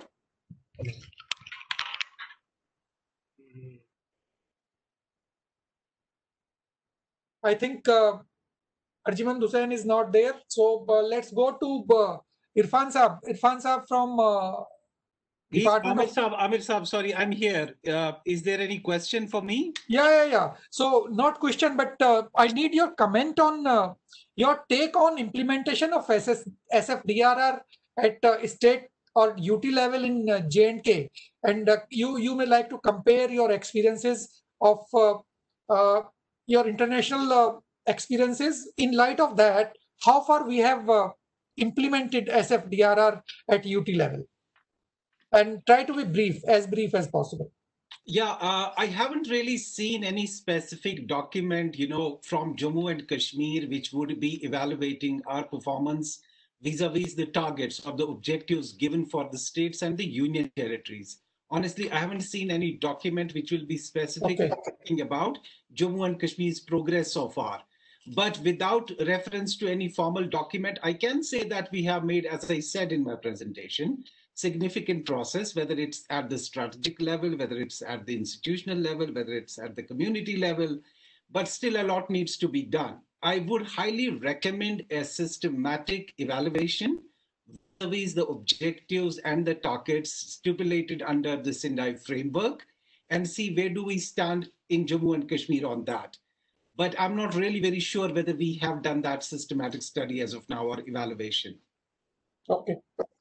So thank you so much for to have a frank opinion about this. So we have to start doing that as well. So this is going to be one of the takeaways from the webinar, that state government or the UT administration has to take it seriously, and implementation. And maybe Amir Saab, are you there?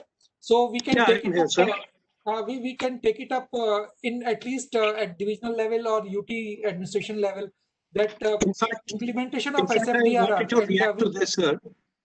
Please. As per the National Disaster Management Guideline, the implementation of the Sendai framework, a program has been started in Jammu and Kashmir. And in fact, Jammu and Kashmir recently appointed 3 consultants also, 1 senior consultant and 2 consultants, who will be responsible for implementation of Sendai framework. And that process has just taken place a few weeks back or a few days back. And I'm sure the new consultants that will be in place, their task will be only to ensure that the Sendai framework is implemented in J&K. Yeah, my personal opinion is also the same. Like a lot of work has already been done, no doubt about that. And we need to showcase our efforts. So when these consultants will bring out those reports, and we can showcase all those efforts at national level, then definitely standing of the UT is going much higher, what Arjun Saab has said. So definitely it's a very, very positive step taken by UT administration, no doubt about that.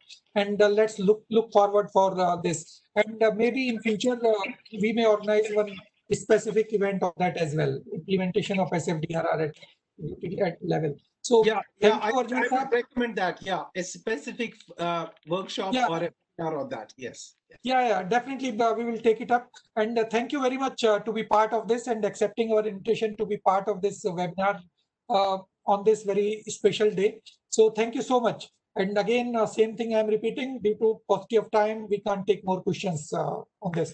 So maybe the last set of question is to Irfan Saab. I think you are from the Forest Department.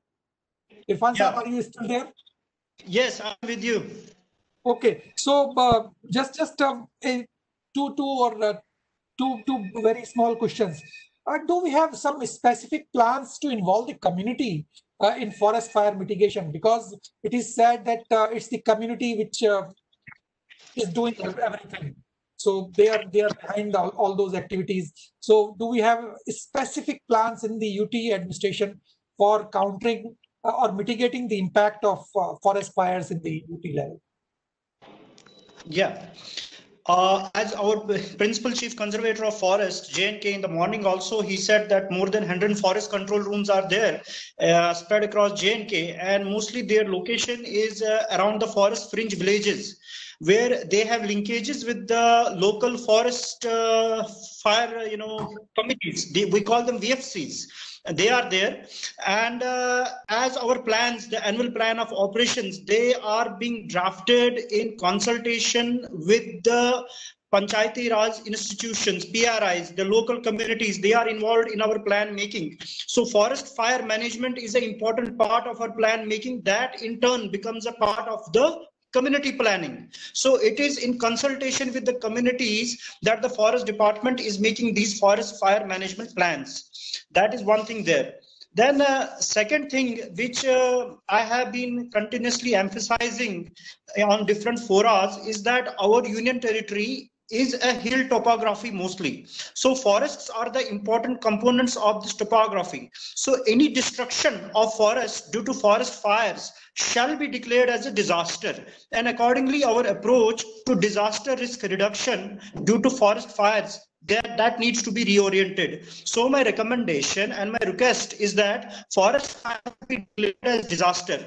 As Mr. Amir Ali Saab mentioned, that forest fires are concerned just the baby of J&K Forest Department, which of course is not the right approach, as we all agree. Every one of us is a stakeholder in forest fire management. So that also needs to be taken care of. Then second point, my last point, which I want to emphasize, is that adequate budgetary allocations under the separate unit of appropriation supervision that needs to be put in place by the deputy commissioners at the district levels, who are the chairman of these district fire committees. So for forest fire management, these funds, they shall be released in advance to the DFO territorial, so that they make the advanced preparations rather than looking for the resources in the nick of the time, at the time of the disasters. That I think will also help in mitigation of the risks and the disasters due to the forest fires. Thank you, sir. Thank you, sir. Very rightly said that everything has to be taken to community level, and you are already doing the same thing. So thank you very much for your clarification. And again, we can't take up more questions right now. So because we are already 15-20 minutes late, so we are just going to conclude. Amir sir, you want to add something? I just want to react to what please, said, if possible. I fully agree with what Irfan Saab said. And in fact, I also said the same thing. But I believe rather than looking for funding under the SDRF, that is the State Disaster Response Fund, we should look for funding under the State Disaster Mitigation Fund. Because if you are going to look for funds after the fire is taken place, it's not going to be of much use to us. I think we need to prevent forest fires, and for that, a National Disaster Mitigation Fund is already in place, and the funding is going to be given to the states also. And I think that's where Irfan Saab, you and Farooq Saab and Gera Saab need to push it. We will also push it through, and hopefully it will be done. Thank you. Thank you so much. Thank you, Amir sir, for clarification. And you rightly mentioned that for mitigation, we have to use that mitigation opportunity which is available within the stipulated laws and everything. So it's good intervention, Amir sir. So in addition to that, you have to make some other comments. Amir sir. Yes, I would definitely like to make some more comments. That is that, yes, please. I think this is a wonderful webinar that we had today, in which we definitely brought on the Forest Department as part of the disaster management setup. We were talking about disasters, and we were talking about forest fires, and we were not talking about forest fires as a different entity. We were treating it, like Irfan Saab said, as a part of the disaster management plan. And that is how it is supposed to be. We are really grateful that Divisional Commissioner attends these webinars in person, and whatever we say, he does take a note of it, and he does mention it at the right forum. So I think holding of such webinars is very, very important. Even right now, I can see the Divisional Commissioner is listening to our comments. These are very, very important. And he, being the head of the Divisional Disaster Management Authority and a member of the State Executive Committee at the time when the discussions are held, he's an invitee of the State Executive Committee. It's very important that this voice is taken to the right forum. I think we were able to justify holding the webinar and discussed about most of the issues. My concern more is about the decision support system which Mr. Pushpinder Johri talked about. And I hope that it comes through very fast, because the study, the morphology study or the hazard study that they have done may take a year or two, but the disaster is not going to wait. And we need to have some piecemeal solutions immediately so that we can start implementing them rather than wait for 2 years till the studies are over and then start implementing them. Thank you. So I'm not allowing Johri Saab to react. We will have maybe a separate webinar to discuss about DSS and its related issues and its implementation mechanism, so that every one of us can feel that we are going to have a very, very good technology-based decision support system. And because I have seen not only at national level but internationally that how decision support systems are facilitating disaster management. So the first one which we built in Maharashtra, we need to explore all those possibilities and involve Maharashtra and Gujarat as well in looking for that how they are performing after 20 years in maintaining their decision support system. So we are not following those footsteps of Maharashtra, a one-time investment, one-time activity. So we have to discuss about that aspect as well. But definitely we are running out of short of this time. So we are just going to close. And from my side, I would like to thank Amir Saab for taking personal pains for organizing this webinar as well. So Amir Saab, thank you so much, and your team as well, IEA team and other official team as well. So thank you, Pole sir. For as always, you are kind enough to provide all assistance. So thank you so much. Thank you, Gira sir, for wonderful interventions and everything. So your institute is your department also one of the co-organizers of this program. So thank you to them as well. Secretary J&K Red Cross Society. Thank you so much for being a partner organization in that. So Amir Saab Institution of Engineers is definitely bringing a lot of laurels at the national level. So thank you so much for organizing this event in our collaboration and jointly organize this event. So thank you to all the speakers, especially Mohit Gera Saab, Narendra Singh Ji. It would not have been complete event without your intervention and your guidance and your wise words which you had given us in the morning. So we'll definitely take all those words forward and start to build up upon all those things. Hussain Saab, Arjman Hussain Saab, nice presentation, and thank you for everything, your intervention and everything. Dr. Satyendra, sir, you are always kind enough to be part of various activities and guiding us at NIDM level. So thank you so much for sparing your time. I know you are keeping so busy. You have some international assignments with you. So thank you so much for sparing that much of time and making your intervention as well. Pushpendra Johri Saab, you are definitely doing a good job, no doubt about that.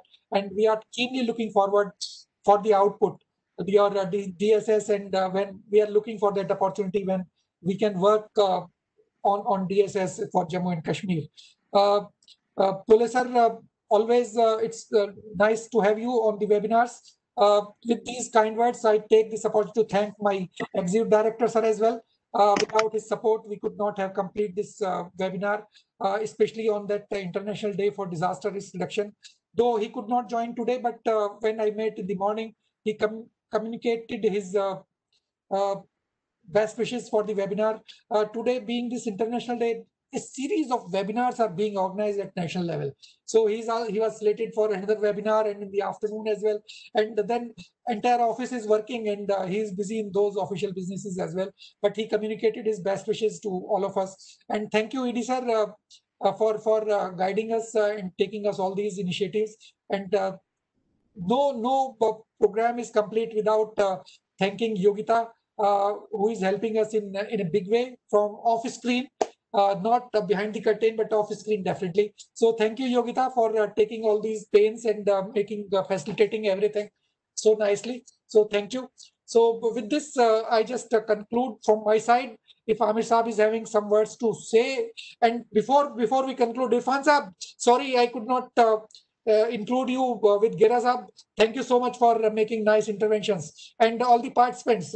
It's wonderful to be with you, and thank you, and looking forward once again some other time, maybe very soon. Let's hope for Dr. Amir, I need to thank you number one for being the person behind the strong person behind all these webinars and ensuring that all the resource persons are managed. I need to thank Yogita. I need to thank Ishfaq from the Institution of Engineers. I need to thank the Honorary Secretary of the Institution of Engineers. And in fact, all the executive committee members of the Institution of Engineers. For your information, the AMI examination is going on right now. And the center is at our office right now at the J&K State Center. Despite that, we were able to manage this webinar in addition to the examination. Plus, I need to thank all the media that has supported us, particularly Big 92.7 FM, who were our radio partners for this show today, and particularly Greater Kashmir and Rising Kashmir, because they are always forthcoming in supporting us in these events, plus Doordarshan Kendra and Radio Kashmir Srinagar, and rest of the media fraternity, without whom whatever we would do would only remain in the confines of this room, but they take it out and let the world know what we are doing. And thank you to NIDM for supporting us. Thank you to all the organizers. You've already thanked them. But in the Forest Department, apart from Gira Saab, I would like to thank the Chief Conservator Forest, Mr. Farooq Gilani, IFS, and my friend, Mr. Irfan Ali, who is also Conservator of Forest and IFS, a very young officer and a bright officer. He's always forthcoming whenever we have any issues related to the Forest Department. I'm really grateful to all the DFOs and the officers from the Forest Department and additional deputy commissioners who have participated in this event besides the participants. Thank you very much. So thank you, Amir sir, once again. And Yogita, you may now call it off. So thank you once again to everyone. Thank you. Thank you so much. Thank you.